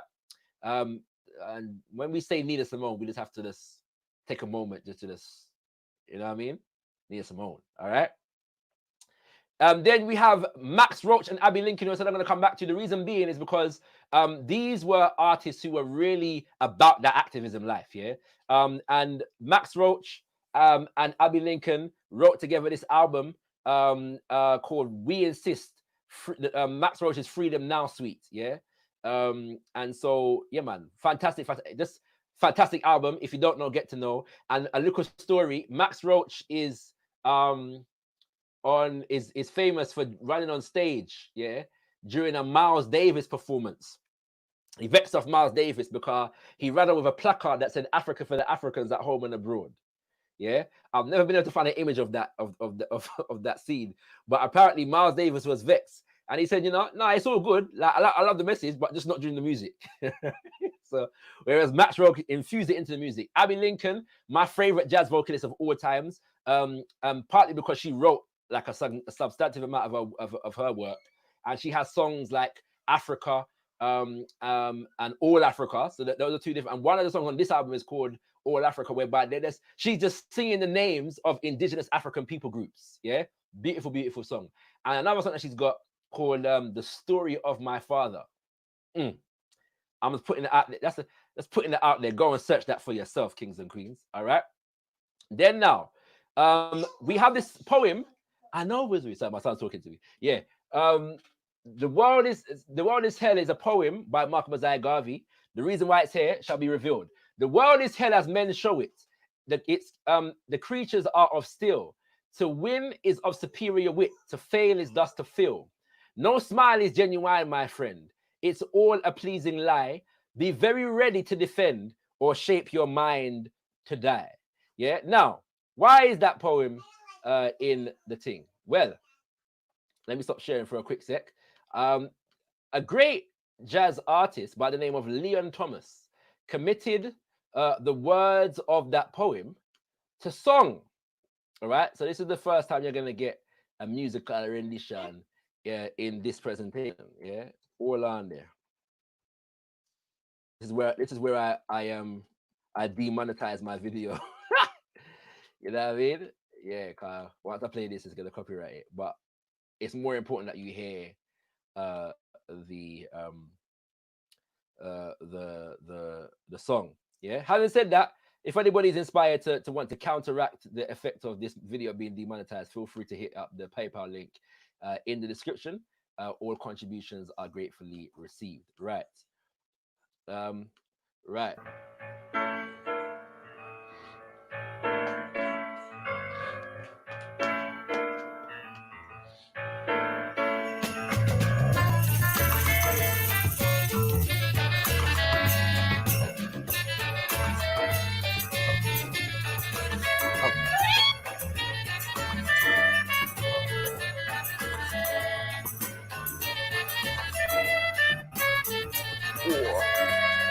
Yeah.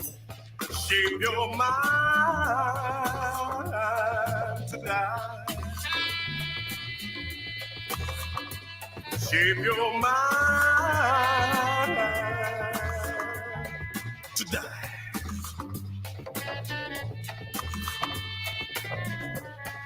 This world is hell as men show it. His creatures are made of steel. Yeah. To win is of superior wit. To fail is thus to feel. No smile is genuine, my friend. It's all a pleasing lie.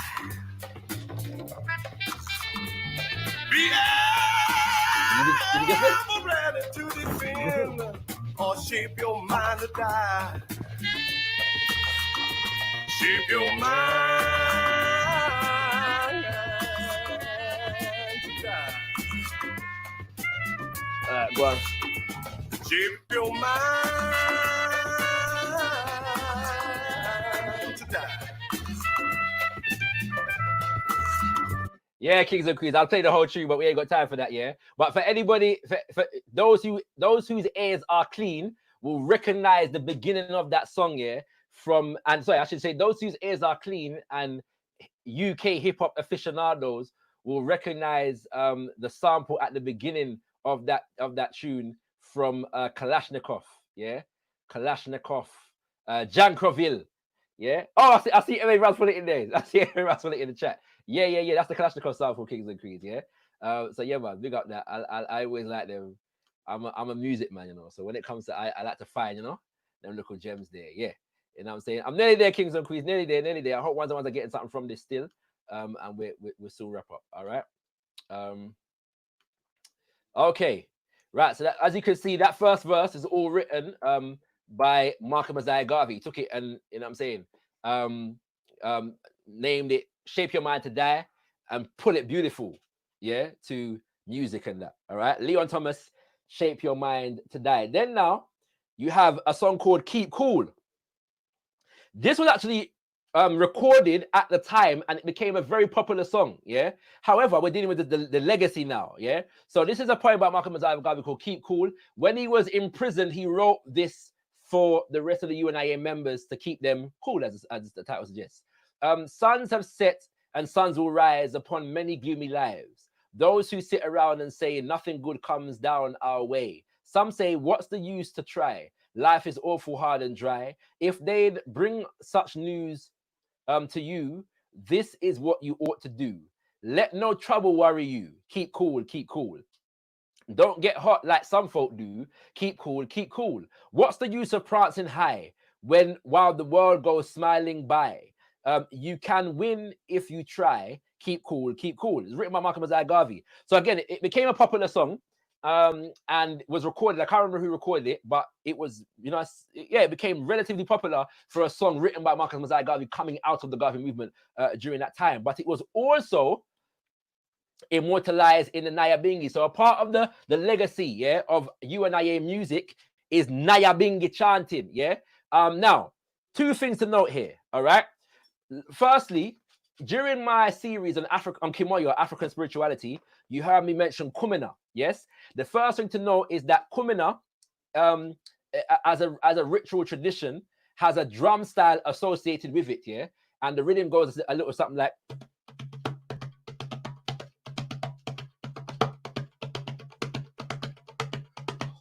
So if I slow it down,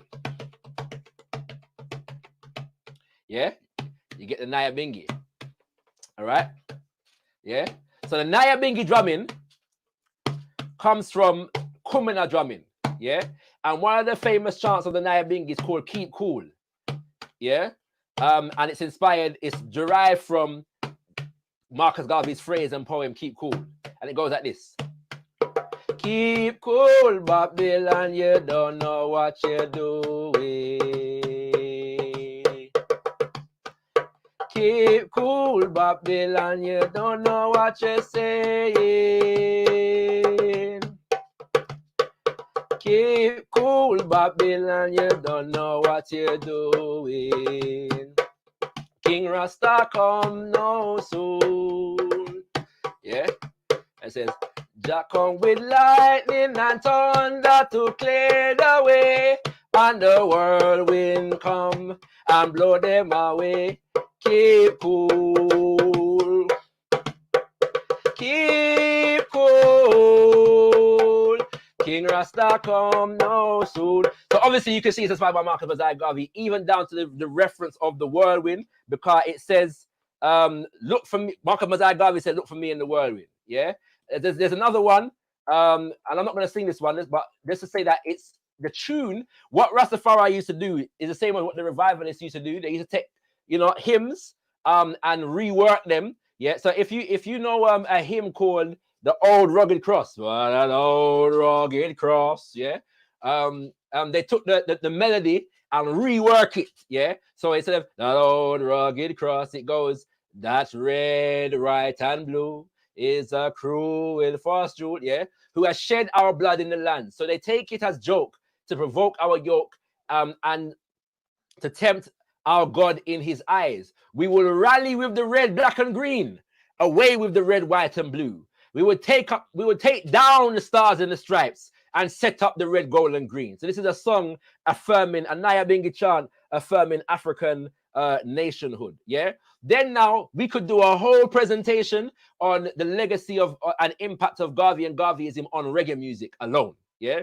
We can do but let's highlight in one right now, yeah, which is Burning Spear, because he did a whole album entitled Marcus Mosiah Garvey, and many of my parents' generation, they will tell you they learned about Marcus Garvey really from Burning Spear, yeah, and these things, kings and queens. I won't go into that any further, but except to say that because of the proliferation of branches of the UNIA in the Spanish-speaking Caribbean, and also in the English-speaking Caribbean other than Jamaica, there is work that still needs to be done in terms of charting the influence of the UNIA on calypso, yeah, and salsa and all them something there. It must exist because Trinidad had a number of UNIA branches, as did Cuba, yeah. So that is work yet to be done, and as and where I can find the resources, I'll be doing that work. All right. Now, kings and queens, our brains are being bombarded by destructive images as associated with our culture, but we have things to go on.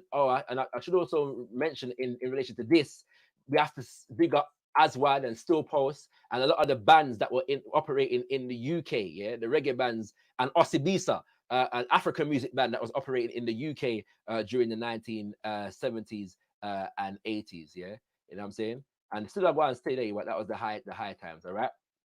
But we want to emphasize the fact that when it comes to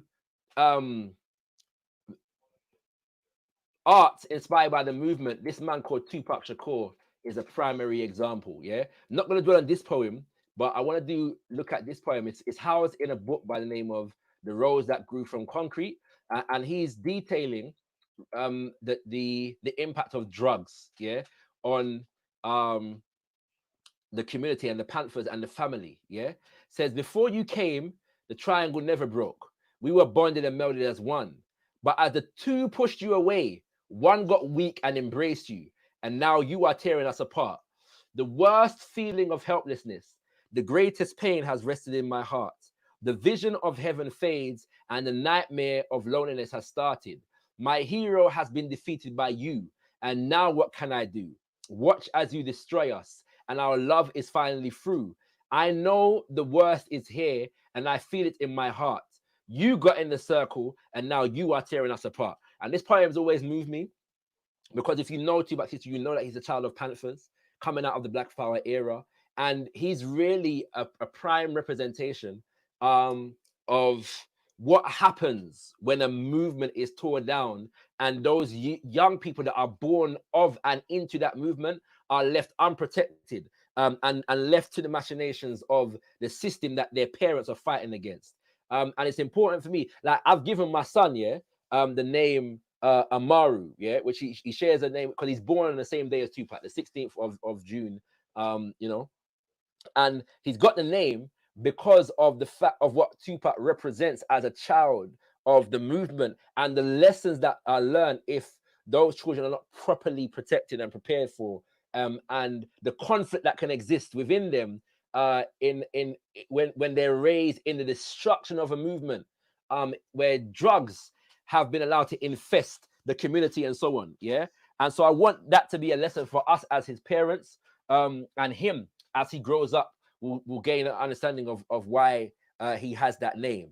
But he became an artist.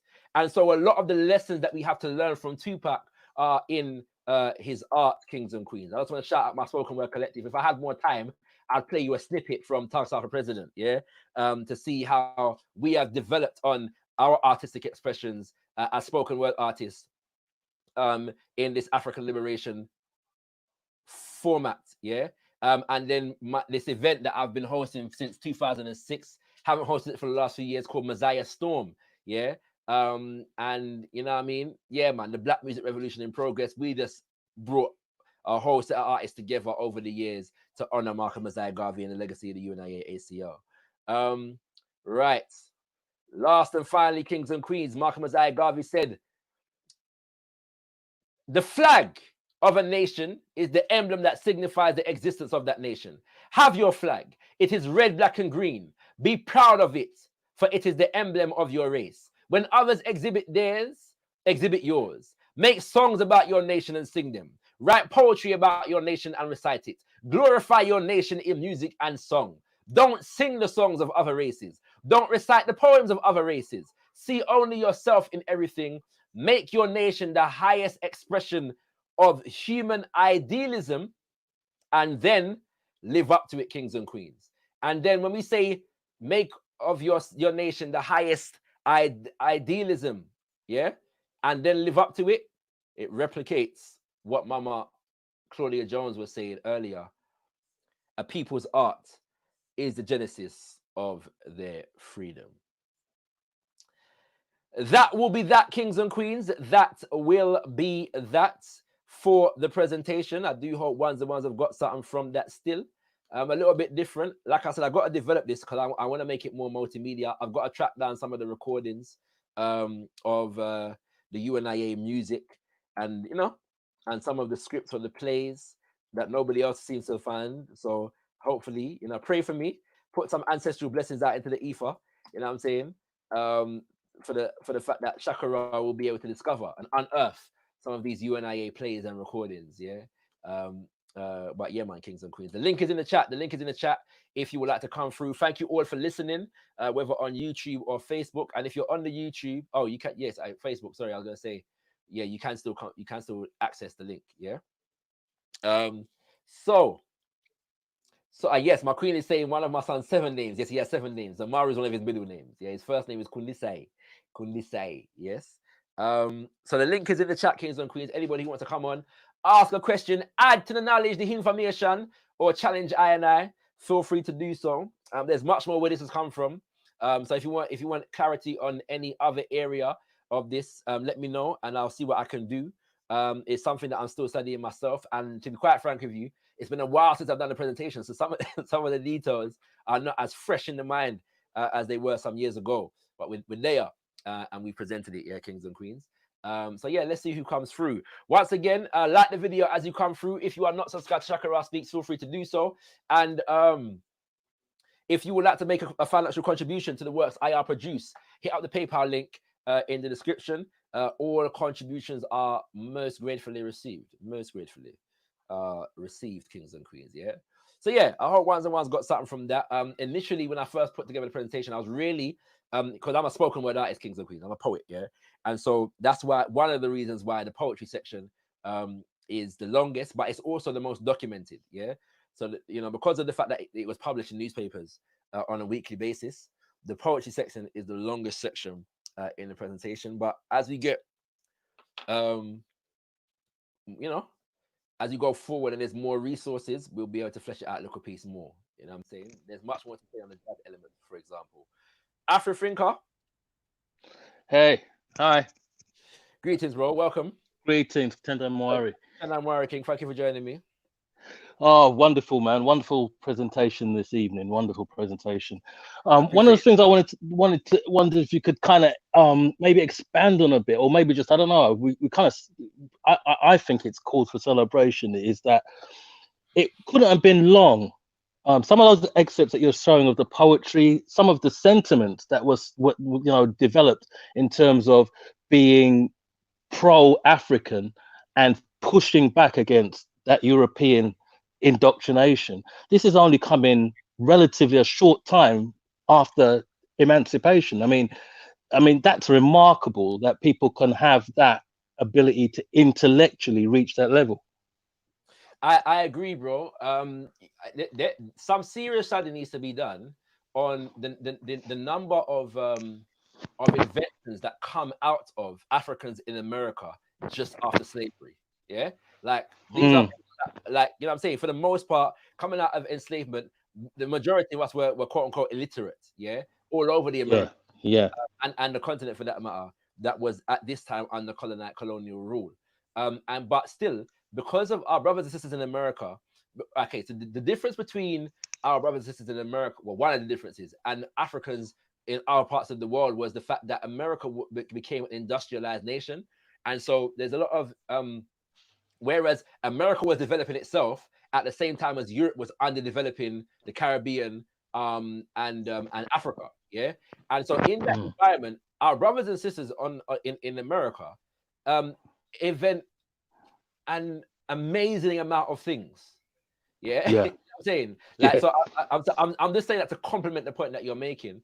I think though that part of what you're talking about is just the fact that we already had this sensibility of Africanness and nationhood, yeah, from Mm, before that. But then now, when people are learning to read and write, or more of us are able to read and write, it becomes there's more of a, it's more visible, if that makes sense. But even during slavery times, yeah, if we're dealing with like David Walker's Appeal, all of the writings of Martin Delany, um, you know, Bishop Henry McNeill Turner, Edward mm, Blyden, yeah, like this sense of Africanness and self was very, very present. Prince Hall, yeah, mm.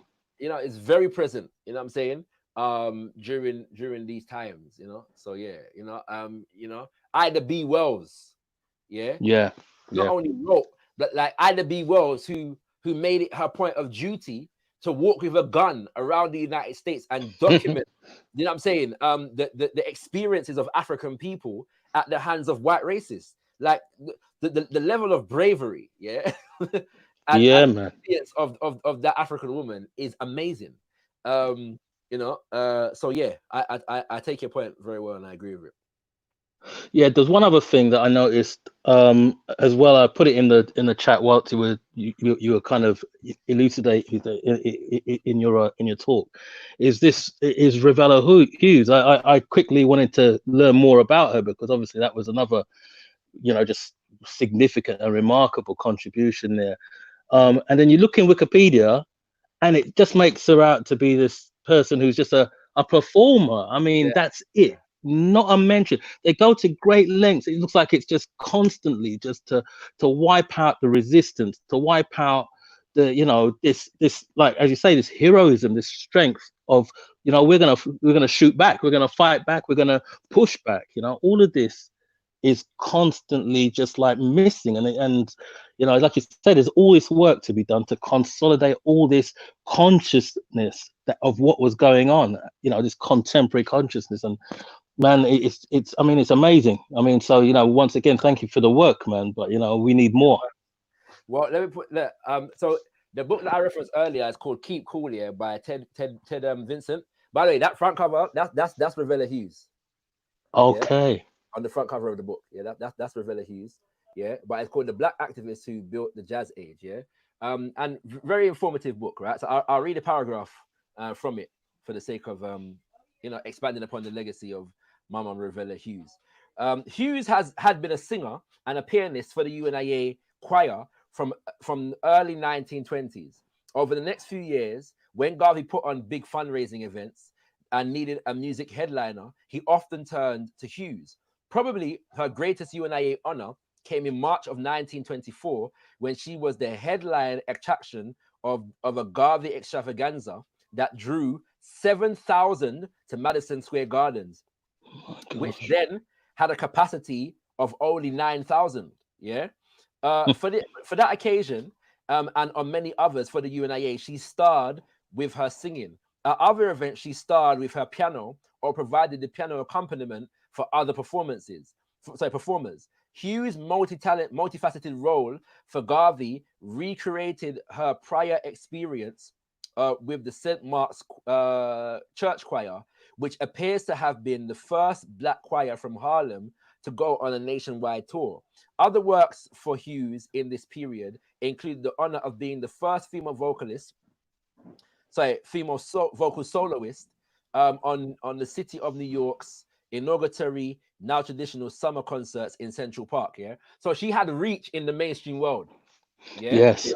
that's the point that's being made. She had reach in the so-called mainstream world, but she was dedicated to doing stuff for and in her community, in particular with the Garvey movement. She also worked with Fats Waller, yeah, Mm, the Lafayette brothers, yeah, so yeah. players, you know what I'm saying, like, you know, these are big names, yeah, and Yeah. also Paul Robeson, yeah. So she's not no joke business, you know what I'm saying, No. artist, yeah? Like, but and not only did she work with the UNIA, she would perform for the NAACP. Mama Mary McCall Bethune, the great educator, yeah, she Mm, would support her work. So she would put on concerts that would sponsor her educational activities. You know what I'm saying? Great, mm. you know what I'm saying? But and not enough is known about her. So yeah, Those, I'm not surprised. Sorry, I did check out that Wikipedia entry, that the first that this about a decade ago when I did the presentation, yeah. And so, yeah, I'm familiar. You know what I'm saying with it, yeah. yeah, yeah. Wonderful examples, these artists, you know, because I mean, they don't want that example. They don't want that example of people who are both creative but also dedicated to the struggle. They don't want that example, because if you imagine nowadays, if we had, you know, celebrities who had that mentality, then, you know, what would happen then? You know what I mean? You know, the message, our propaganda that we need to build ourselves up would be the most powerful. And who knows, you might even turn a few of the white people too, you know what I mean? So it's Yeah, like that. yeah, Anyway, no. greetings and thanks What I mean? to everybody. Say again. Just greetings. You know, that's my Give little thanks. bit for tonight, man. Good, Much thanks. appreciated. Much appreciated, King. Give thanks. Give thanks. Good, Yes, thanks. family. The link is in the chat. Anybody who wishes to come through, and share a thought, ask a question, even challenge, man. Yeah, feel free to challenge, man, about anything that I've said. Or I especially appreciate those who want to add to the knowledge and the information. And I'm also interested in exploring the role of art, yeah, in our culture as African people, especially as a tool of activism. Anybody who's got a meditation on that subject. Thank you very much, Mr. IC3 and Conan Lee, for the commendation regarding the presentation. I appreciate love that. You know what I'm saying? Appreciate love, Sean, all around. Yeah, kings and queens, you know what I mean? Yeah, proper appreciation. Yeah, once again, when I say this already, you are in it. Yeah, if anybody wants to make a contribution financially, hit up the PayPal link in the description, and it is there for you to make use of. All contributions are gratefully received, and nothing is too small or nothing is too big. Um, would you like to comment on the role of the UNIA of Hubert Harrison?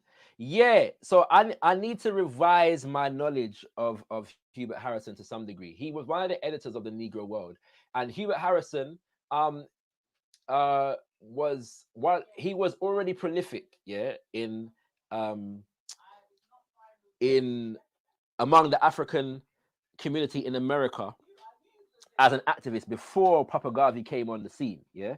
And so in Harlem, like, he's one of the top kind of intellectuals, yeah.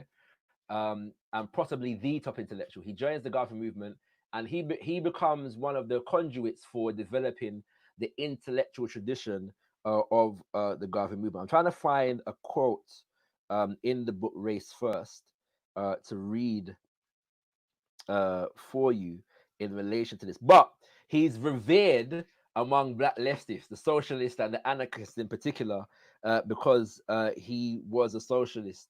And so oftentimes his standing among Garveyites is not is well respected, but he's more held up among socialists, and sometimes held up among socialists as a what's the word, in preference to Papa Garvey himself. Personally, I don't really get into that. I'm a Garveyite, so my leanings are clear, but I don't take anything away from Hubert Harrison. You know, any honor that is due to him. Yeah. I'm just trying to find this quote. Um, sorry, family. While I just find this particular quote.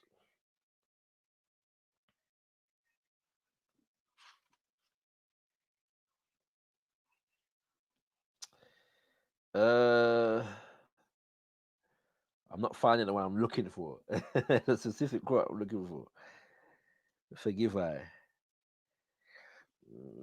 Yeah, family. But yeah, there's so many greats. Like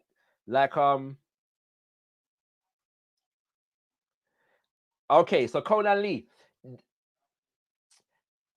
The term rate, yeah, I'm familiar with that that school of thought. It is contested, however. So basically, the idea that Hubert Harrison coined the term race first is based upon the fact that there's an editorial, yeah, in the Negro world whereby Papa Garvey says, in a world of wars, one should go armed, and one of the most powerful defensive weapons in reach of African people is the practice of race first. Yes, put your race first, like all other races do. Some attribute it to Harrison. This is my understanding, yeah. Some attribute it to Harrison because he was the editor of the newspaper at the time. But the front page was often and usually featuring an editorial from Markham Mosiah Garvey himself. So the term has been the quote, sorry, has been attributed to Papa Garvey significantly, whereas some challenge it and say it was actually Hubert Harrison. I've not seen conclusive evidence of it, but I mean, I'm not, you know, entirely overly, yeah, troubled by which one of them said it first or any of that. You know what I mean?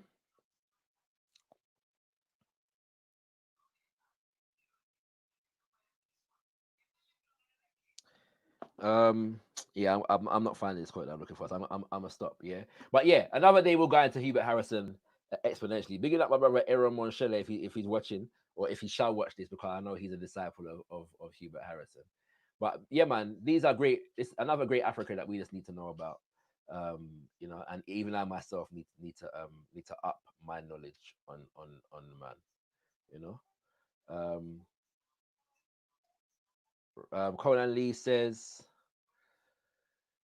Um, Harrison coined it first. He created the term earlier. It came about because he left socialism and realized that the race was the most important thing, hence race first.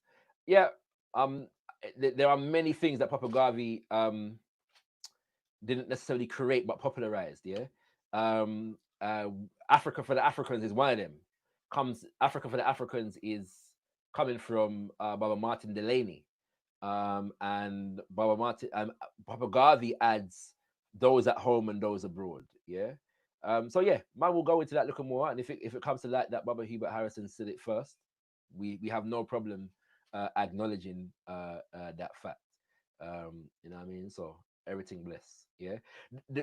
I should explain though that some people put it in the mouth of Harrison in order to prove that Garvey was not dealing with race first. It's a kind of a yeah, it's a joke business attempt. Yeah, you know what I'm saying. So yeah, I'm not suggesting that you're doing that, Conan Lee. I'm just putting my previous statement into context. All right.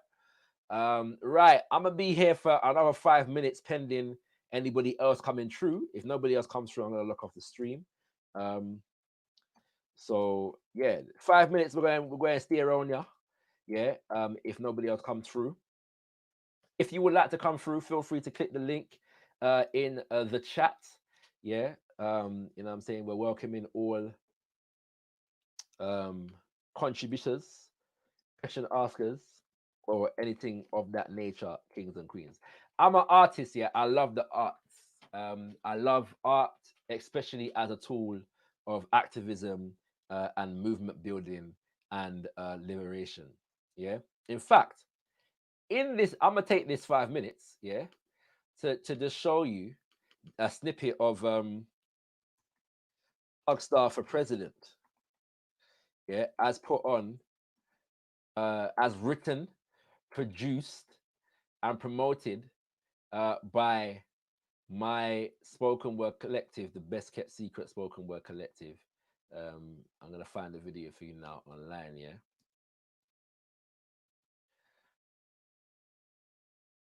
Whilst we're here, so you can get a snippet of what man was dealing with from time, is it? Yeah.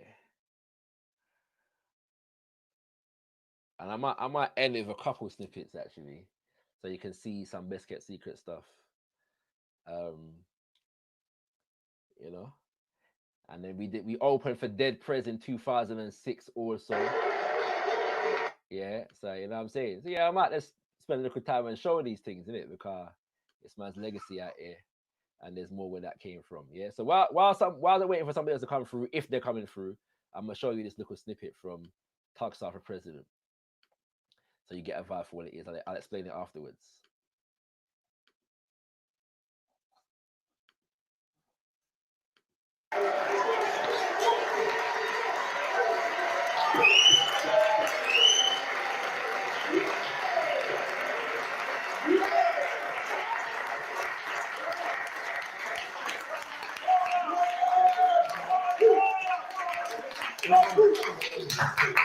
So, ladies and gentlemen, I want to thank you all for your attendance with my precious few minutes given to address the audience as I present to you this manifesto for president.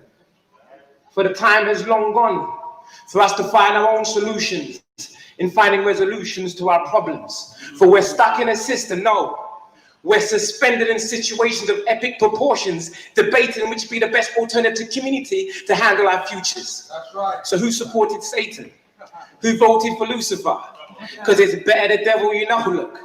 If these be your only political options, and I guarantee you from now, you haven't got no hope. I repeat, you have no hope in ever dealing with your futures. That voting ballot you cast is wasted as we campaign and support us for people who neither know us nor know how to reach us. We just get them elected for them to kick us out of areas and make it more expensive, regenerating cash for their coffers. We're either lost by Labour or conned by Conservatives, and the Lib Dems are only planning on taking liberties. The keys and the liberalities of their language, peeps, they just haven't had their chance to take the mick yet. Yes, that's right. But mark my words, get them elected, one by one you see them falling back in their promises. Now I know most of us have the mentality. One day they're going to change. We should appeal to the better nature. Change the system from within. Now that's nice. But the problem is, blending with the system will find out it changes you, not them. Going hardcore activists, come out softcore pacifists, telling your people don't bring too many type of black business. Look, I've been to youth centers. Disillusioned youth funded by councils. Only programs put forward are MC workshops and pool tables. So what's the plan, huh? You tell me, what's the plan, huh? Rap our way into institutions? Table tennis our way into better communities? No. If that's the plan, then we can sit and discuss. Meanwhile, African-centered programs successful in connecting with youth all of a sudden have their funding pulled. This is your beloved systems. Behind the doors is some shady business. Mark Thatcher and David Blunkett, trust me, this is only the part of it. Imagine all the other stuff they'd be getting away with. Mark my words, we're running on treadmills with our eyes wide shut, thinking we're making progress and we haven't left start. So I present to you my own manifesto for president.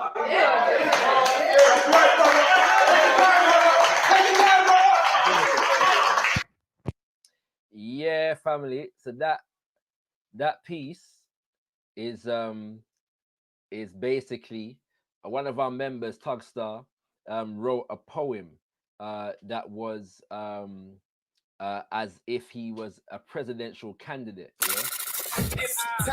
Sorry, 1 second. Yeah. What's it called? Yeah, a presidential candidate. And so what we did was we formulated an entire theatrical production around, you know, his poem. Yeah.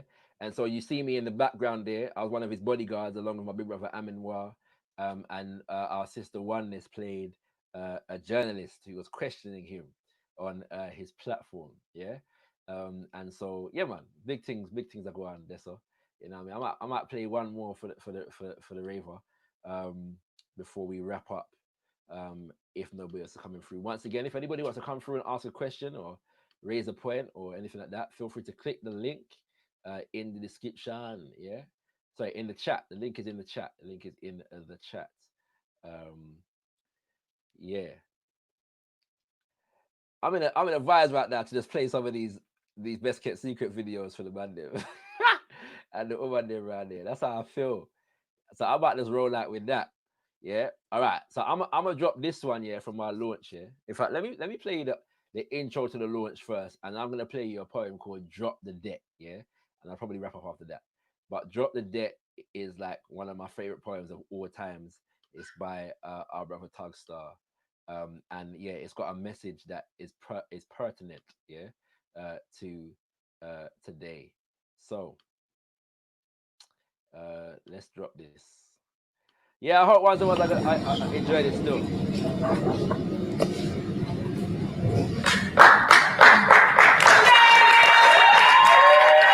Shout out to the early 2000s and the velour tracksuits. You don't know. If you didn't have a velour tracksuit, where was you living, fam? Anyway.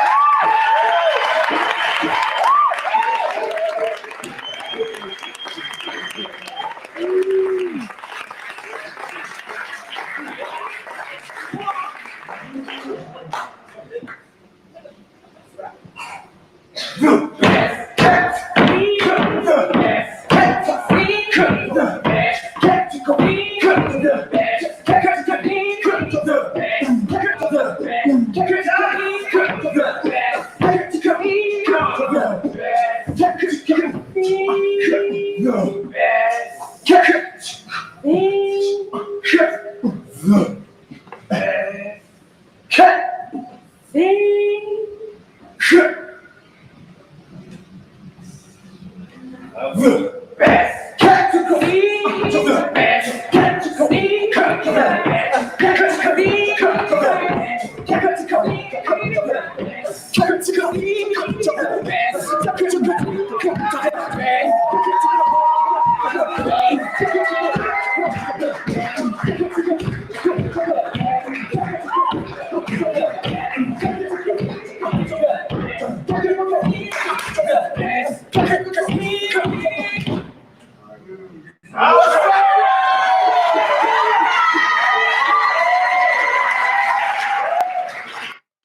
Yeah, man, 2005, innit? That was the Best Kept Secret launch. That was our introduction.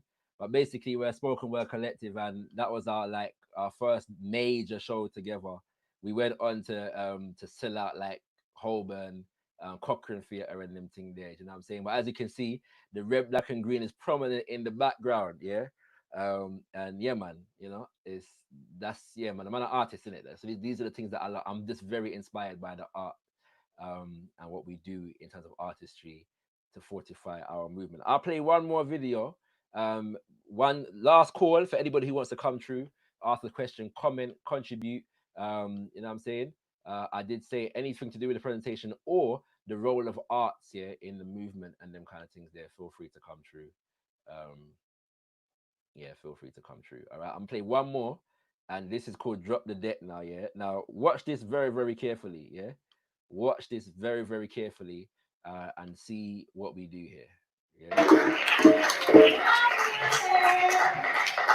the debt, drop the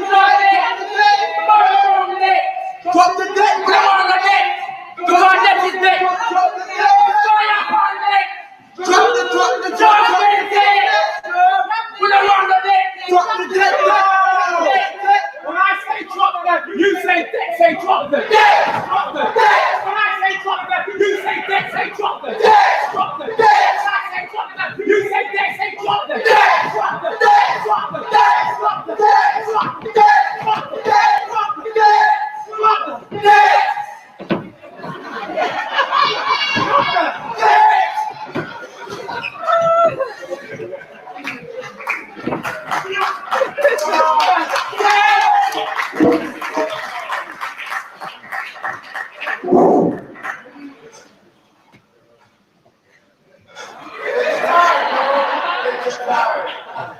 You know that don't make a difference, yeah?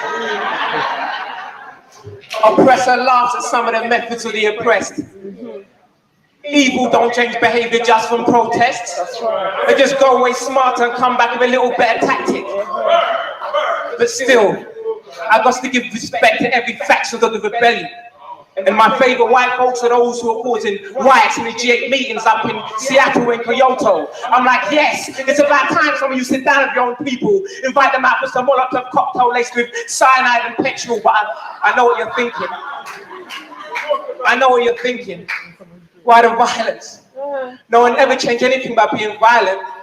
But they sure change more than those that remain silent. And speaking of violence, ain't no one got nothing on those institutions of finance. These bloody money-hungry companies been too bloody greedy since slavery. Nowadays, it's the same tactic, different century. 100,000 innocent Iraqis dead. We don't even bat our eyelids. American soldier gets nicked with a bullet. All of a sudden, it's a below-the-belt tactic. But still, history is directed by those who have the power to tell it. And until the hunted increase their message of saying it, we'd always wonder why Africans like Mugabe be supported.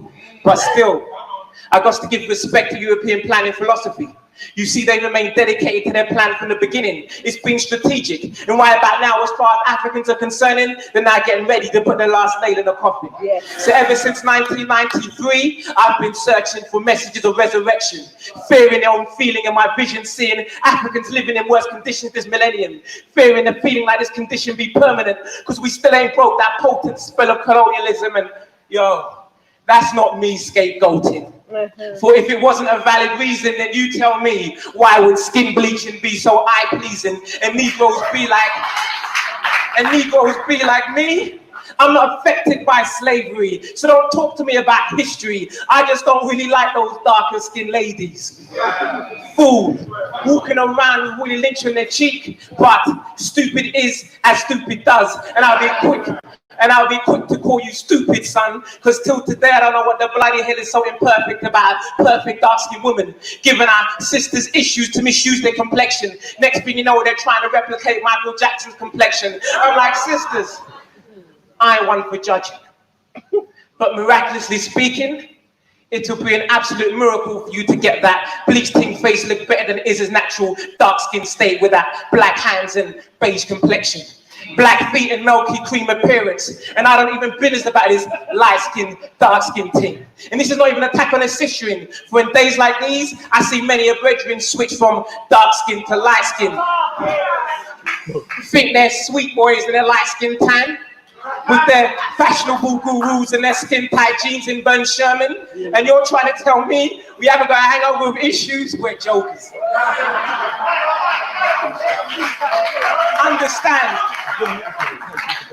Understand our people were never once warriors. Zulu fighters and West African soldiers, they never lived among us. They wouldn't recognize us if they saw us. They'll be trying to disown their descendants. These ain't my descendants. Shaka Yara Santiwa gives birth to soldiers, not walking advertisements of Queen Victoria's Royal Guards. Are you mad?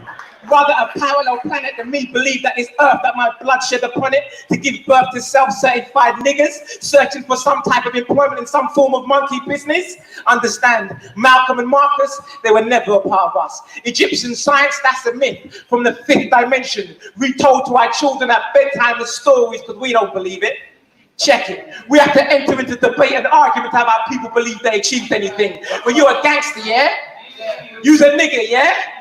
You's a killer, yeah? Oh, you believe that though? Easier to kill a human that's black than it is to raise a black human. Natural laws in pandemonium when I spawn children are aliens in a society that's failing them, making them crave the 3-course meal and African mannerisms. Let this re-trigger something in them, like old chiefs instructing lessons of nation building, resurrected in some of our misdirected warriors like Detroit Red in a zoot suit. Should we communicate his messages live via Bluetooth, laced with some dead press radiation? Have our children accidentally repeating, I'm an African, yo. I don't know what's happening. Force feed these young brothers, because they start to see themselves as brothers. Because the future of this generation is kind of frightening. And sometimes even I'm surprised at some of the foolishness of this generation. Like the lessons of our history is not even important. So no wonder we keep falling for the same damn methods. I'm like, brother, we ain't got no more time to play here. We need to replace some of your dancing with some damn planning. Some of your nightclubbing with some damn strategizing. Some of your religious zealousness with some unified efforts, because we all messed up here. And as sad as it is, most Africans in the Western Hemisphere don't even care that this world's unfair. They'll be like, forget that slavery and colonialism, blood. All that thing was yesteryear. Well, let me show you how this colonialism and imperialism hasn't gone anywhere. You ask a European nation for assistance, they'll tell you, liberalize your economies, impose restrictions, increase importation, decrease deportation. Try to tell you this is some grand plan for some assistance.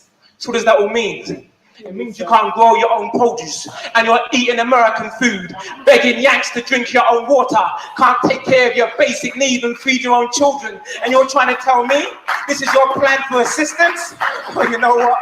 You can forget it. But let's analyze this. You're going to give me a market if I give you the seeds, but you're not going to buy from me if I manufacture the cocoa beans. So Cadbury's and Nestle's be billionaires while African farmers be living in shacks starving, while Ghanaians, we're following IMF instructions to make us rich. A decade later, we're in a highly indebted poor list, and so-called third world children can't afford the right nutrition, so parents are dying before they even got the chance of living. And corrupt governments got to serve unjust debts to European nations. Now, Christians, you may not believe this is the act of your devil, but you sure have to admit it sure sounds devilish. Understand, 911 was a retaliation tactic. Now they got me sounding like a fan of Bin Laden, but it's not right for any nation to lose its children regardless of its location. See, these poems were taken from the Last Stand collection. The same poems were read when our music got taken from black music to urban, but that's just a minor trick. Call it testing the climate. Wait till they evict Africans out their own continent and have Africans even supporting it. Yes, my favorite African name is John Smith. Wait for it. They're planning that as we speak. Having the idea, trust me, they're running that as we speak, having the idea of visiting the continent seems so repulsive to descendants of Africans. Meanwhile, every time I go back, I see every other world community business busy making money. I'm like, damn, what can they see that we can see? But over here, hate to say it, but we're playing at the idea of revolution. I heard a whole community debate about the control of one black building. We haven't got nothing. So why the hell are we arguing when children as young as 15, when children as young as 15 or 16 don't even be thinking about what their future be? Me? I'm just concerned about surviving.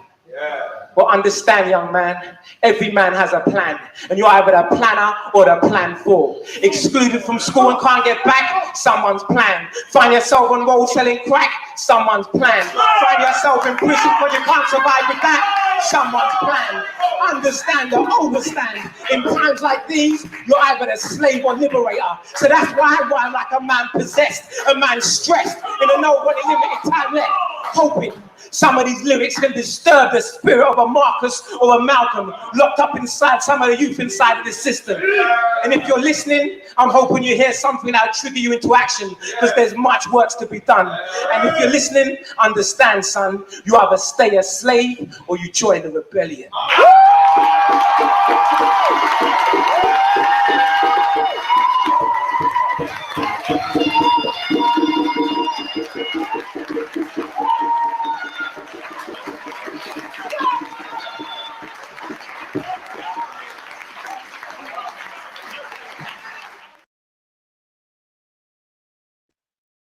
Good times, family. Good times, good times, good times, you know? Yeah, M.A. Brown. Yeah, man, just passing through, brother, you know? That was crazy. That was sick, bro. Fam, listen, yeah, Drop the Debt is one of the greatest poems ever written. Yeah, like, you get me? Ever written.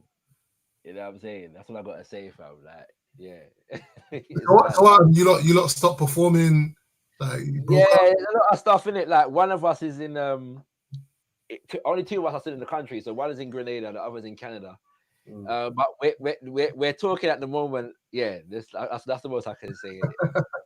Yeah, that was fire, man. That was serious. Where the brother there? Where is he? Where's that brother? He's in Canada still. What are you doing in Canada, man?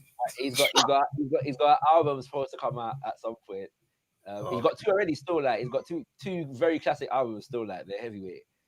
Called one's called the Africa EP, From Here to There and Back Again. And then another one's called Season of Lost Love. Yeah, whereby he's breaking down, you know, black on black relationships. Yeah. So that's Tugstar. He's like, man. He's low key one of the greatest poets of our generation, but like that not enough people know it. You know what I'm saying? I didn't know. You know, I'm one of them people, boy.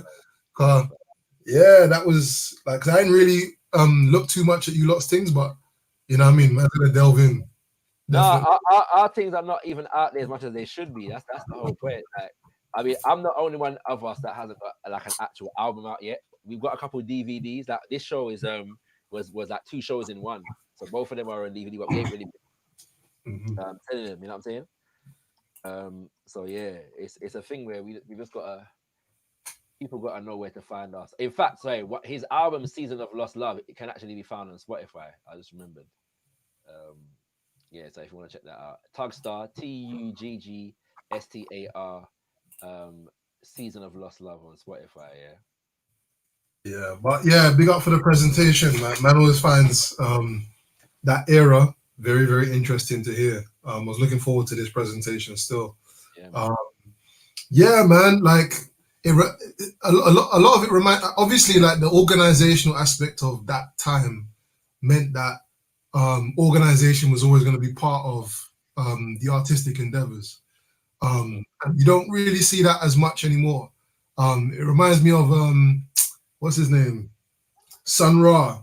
Sun Ra used to have a huge troop in it of like 20, 30 people. Yeah. And from what I understand, he used to rent out or lease like a bunch of houses on the same road, and have all of his band in all of those houses. So there was nowhere to run. You get me? Yeah. There was nowhere to run. They were constantly doing the works. And yeah, this is where proximity really is important. When you can obviously consolidate and kind of mature or marinate in an enclosed environment, that I think Harlem was at the time, I suppose. These things can go on, you know what I'm saying? And I think that's a really important thing to really note down as well. No, definitely. I feel like so I was talking to Lord Jamar on Quarantine Convos a couple of weeks ago, and I raised this point because Chuck Lee always talks about how in the 90s, the record industry killed off the groups in hip hop, the hip hop groups. Yeah. And I feel like a similar thing was done to reggae in the 70s.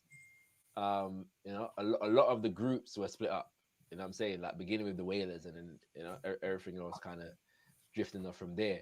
But Chuck Lee always speaks about the strength of groups, collective of individuals. You know what I'm saying? And it's just a reflection of the fact that we've never really controlled the industry of our popular music. Like imagine that, like as long as we've had popular music, we've never really controlled the industry. Yeah. You know what I'm saying, like of it, and we've made some good attempts, like Fela and Nicola Pacuti. He refused to make himself like a tool of the main. Like that's why a lot of his songs are so long, isn't it? Well, it's not why his songs are so long, but he refused to edit them. Yeah.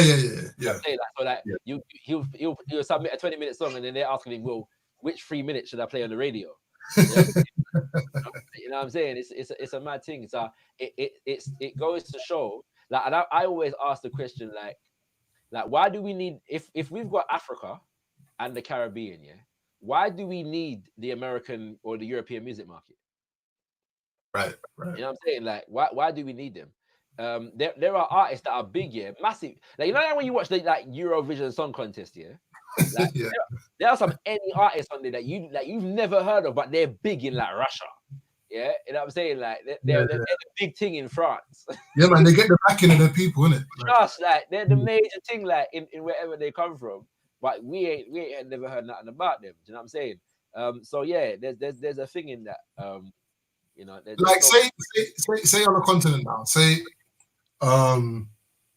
so Burna Boy obviously popped off and that, and there's a few other artists that have done so as well. In terms of revenue, were they making like per CD or per download? Were they selling it at the same price? And in fact, were their was Africa the main market for, you know, so, artists of that ilk? Who's they? Sorry, who's they? Who you saying? So like Burna Boy and them kind of people there. Yeah. Oh, Burna Boy's got the pop market. So, like, no, what I'm saying is, in Nigeria, was he like what? I'm kind of asking what level of success did he have just with the Nigerian market alone before he went like international? A good question. I think he was relatively popular. I have heard that in his hometown of Port Harcourt, you know, some people are not feeling him because he doesn't represent them enough. Right. Yeah. But yeah, from my understanding, he's very popular in Nigeria. I can't really answer how popular he was before, you know what I'm saying? Like the big blow up. But I think he was popular. But I think, you know, Wizkid would have taken the crown for a significant period of time. Yeah. Then, you know what I'm saying? You know. All right, let me ask you another question actually. So remember, when we were chatting to Lord Jamar, and I was talking about the fact that all of my favorite hip hop artists have obviously become, well, not all of them, but some of them have become wealthy off the back of obviously signing record deals and being in bed, so to speak, with corporations and stuff. Being that we was talking about cooperatives the other day, what is it an aim now for the future for any artist that is potentially going to sell millions of albums or tens of millions of albums, that they Like, how do you think it should run? Should they be giving their money to, you know what I mean? Like, not just hoarding the money. Should they be giving the money away? Should they be charged? Like, what should they be doing in the future? I want to take it beyond that. I think I don't want to tell the artists what to do with their money. Yeah, like, to me, that's a small conversation to have.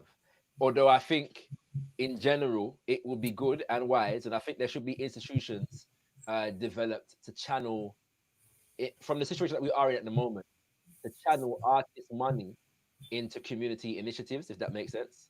That needs to happen.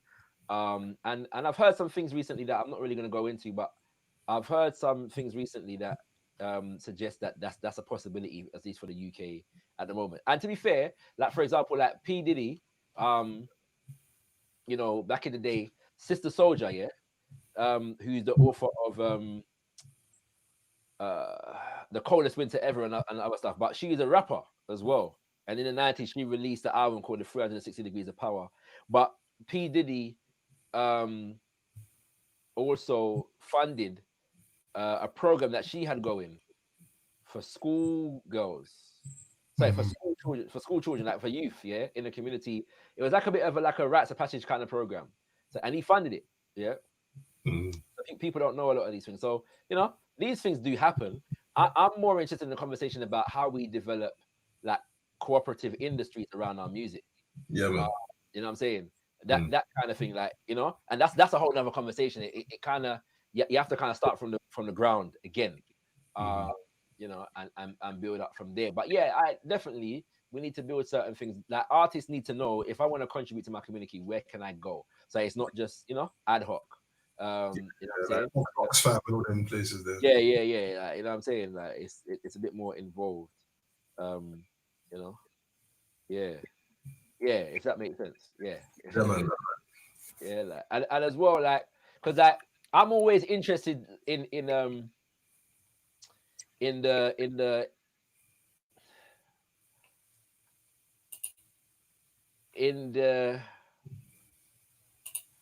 let me see, like,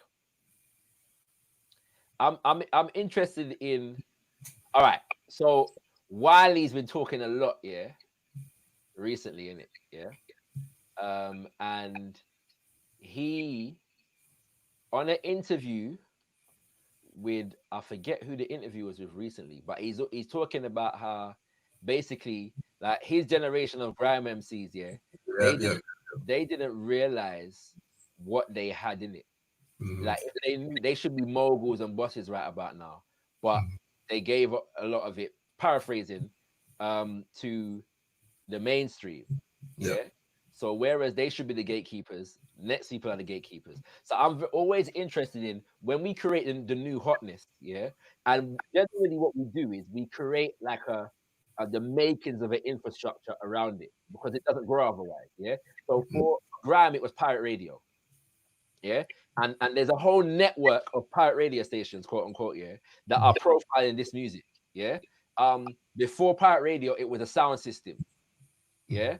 You know what I'm saying? And we've got a whole network of institutions, yeah, that are profile, and that feeds into this thing about the group as well, because when you had a sound system, yeah, or a crew, like, it weren't one individual, yeah. A sound system had to have at least 5 man, because, you know, you got the DJ, you know what I'm saying? You got the MC, and there's usually more than one of them, right? Then you got the sound engineer, yeah. You know what I'm saying? And the technician there, yeah. And the sound engineer is just as important, yeah, as anybody else in the band. You might never hear the sound engineer, but, you know, get me, like, he's making. So my point is that we've got all these examples of these infrastructures that we've built, yeah, around our music, but then eventually we keep it all over to the mainstream. So I'm always interested in, what would it have been if we had a self-reliant ethos at the inception of this thing? Where would our music styles, genres have been if the sound system grew organically in a self-reliant way? You know what I'm saying? Or if pirate radio grew organically in a self-reliant way, based upon the principle of self-reliance. I'm always interested in them kind of, you know? That's mad to think about, man. Like, really, really, like, especially the sound system thing, because I can imagine how radio would evolve into, you know what I mean? Because the stations were there, innit? Yeah, and it could have, even now there's stations there that can, you know, evolve into something bigger. But yeah, man. Do you see there being another, well, there always is a new movement in it, like every, I don't know, 15, 20 years or whatever, there's a big movement.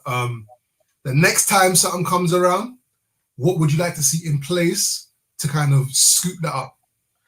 I'm saying that we have to make use of our diaspora as African people. It's a journey, but the example that I always give, yeah, is that and I'm forgetting the year now, yeah, somewhere between 2011 2012, Busy Signal, dancehall artist, yeah, had a show in Gambia, yeah, and I believe that the numbers is like 60,000 people turned out to the show, yeah, it's a lot of people, yeah, but that wouldn't happen anywhere else, like in the world, yeah, like it wouldn't happen anywhere else in the world, not even the UK, not Jamaica, like I'm talking about a show featuring Busy Signal alone.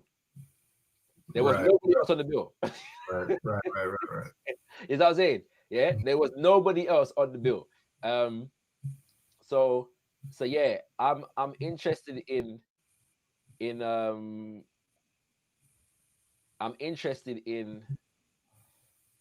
how if we're looking to market to ourselves more, how that looks, because we have to develop industries out of that, if that makes sense. You know what I'm saying? Like, so if the dancehall artist is more concerned with Ghana than he is America, you know what I'm saying? Like, how does that look? Yeah, and what we develop out of that, like, if you know what I'm saying, you get me? Like, them kind of vibes there. That's what I'm kind of interested in. It's more about our focus, and then naturally, organically, things will develop out of it.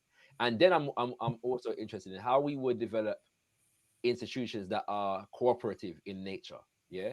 So what does a cooperative record label look like? Do you know what I'm saying? Yeah. You know, like that. Yeah, man. I hope that makes sense. You know what I'm saying? But yeah, family, it's what, 10 o'clock now. I've been on since 7, so I'm looking to wrap up the thing. But yeah, you want to say anything more, Emmy? Not really, but yeah, a conversation about the the UK so-called, well, not so-called, the UK jazz scene, and you know the audiences that tend to frequent the UK jazz circuit. You know, I put up a post recently about you know, the lack of willingness for UK jazz musicians, black UK jazz musicians, to kind of throw themselves into the fire of political discourse and let it feed their music.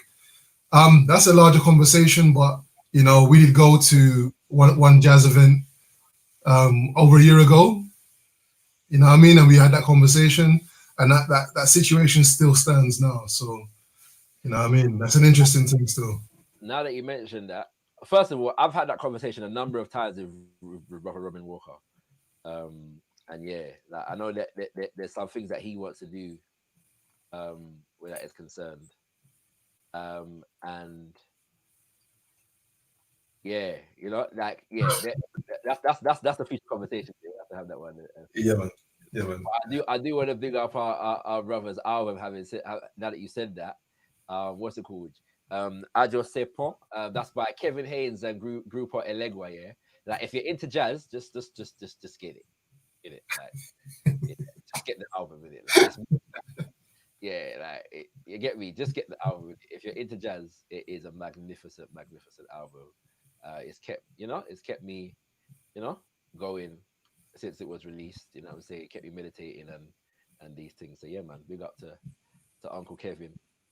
You know what I'm saying? And the whole Jazz Refresh crew who released it. I'm gonna show it on the screen just so people can get an idea of what I'm talking about. You know what I mean? But yeah, check out this album right here, Kings and Queens. Yeah, you can listen to it on Bandcamp. You know what I'm saying? 6 excellent tunes. You know what I mean? Proper jazz. If you're a jazz head, check it out. You get me? But yes, brother Emma, big up for joining me still. Give thanks, and I will see you next time, man. Yeah, Big man. up Yeah, man. participation. Yeah, man. Let me let the people know where I go on as well next week. Before I go, next week, yeah, we're future projecting, so it's not a history lesson next week. Yeah, we're dealing with applying principles to institutions of today. Yeah, and so next week, the title of the presentation is education key to Black nation building. Education key to Black nation building. Yeah, I want to bring up the whole series for you so you can get to see what's happening for the next few weeks. So stay tuned. 1 second.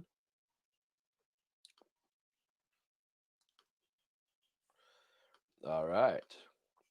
So yes, kings and queens, education key to Black nation building next week, Wednesday, the 15th of July. Lessons from Mosiah in African-centered education, the Pan-African Costume Ball, and the Climate of Confusion featuring Brother Omwale Africa on the 22nd of July. And the 29th of July is Revolutionary Chamatism and versus Neocolonialism. Yeah. So check that out. Yeah, kings and queens. You know what I'm saying? The next few weeks are going to be mad. Yeah. So stay tuned. And more information to come regarding the events taking place in the month of Mosiah next week. For now, one God, one aim, one destiny, African power for all African people. Tendai Mwale.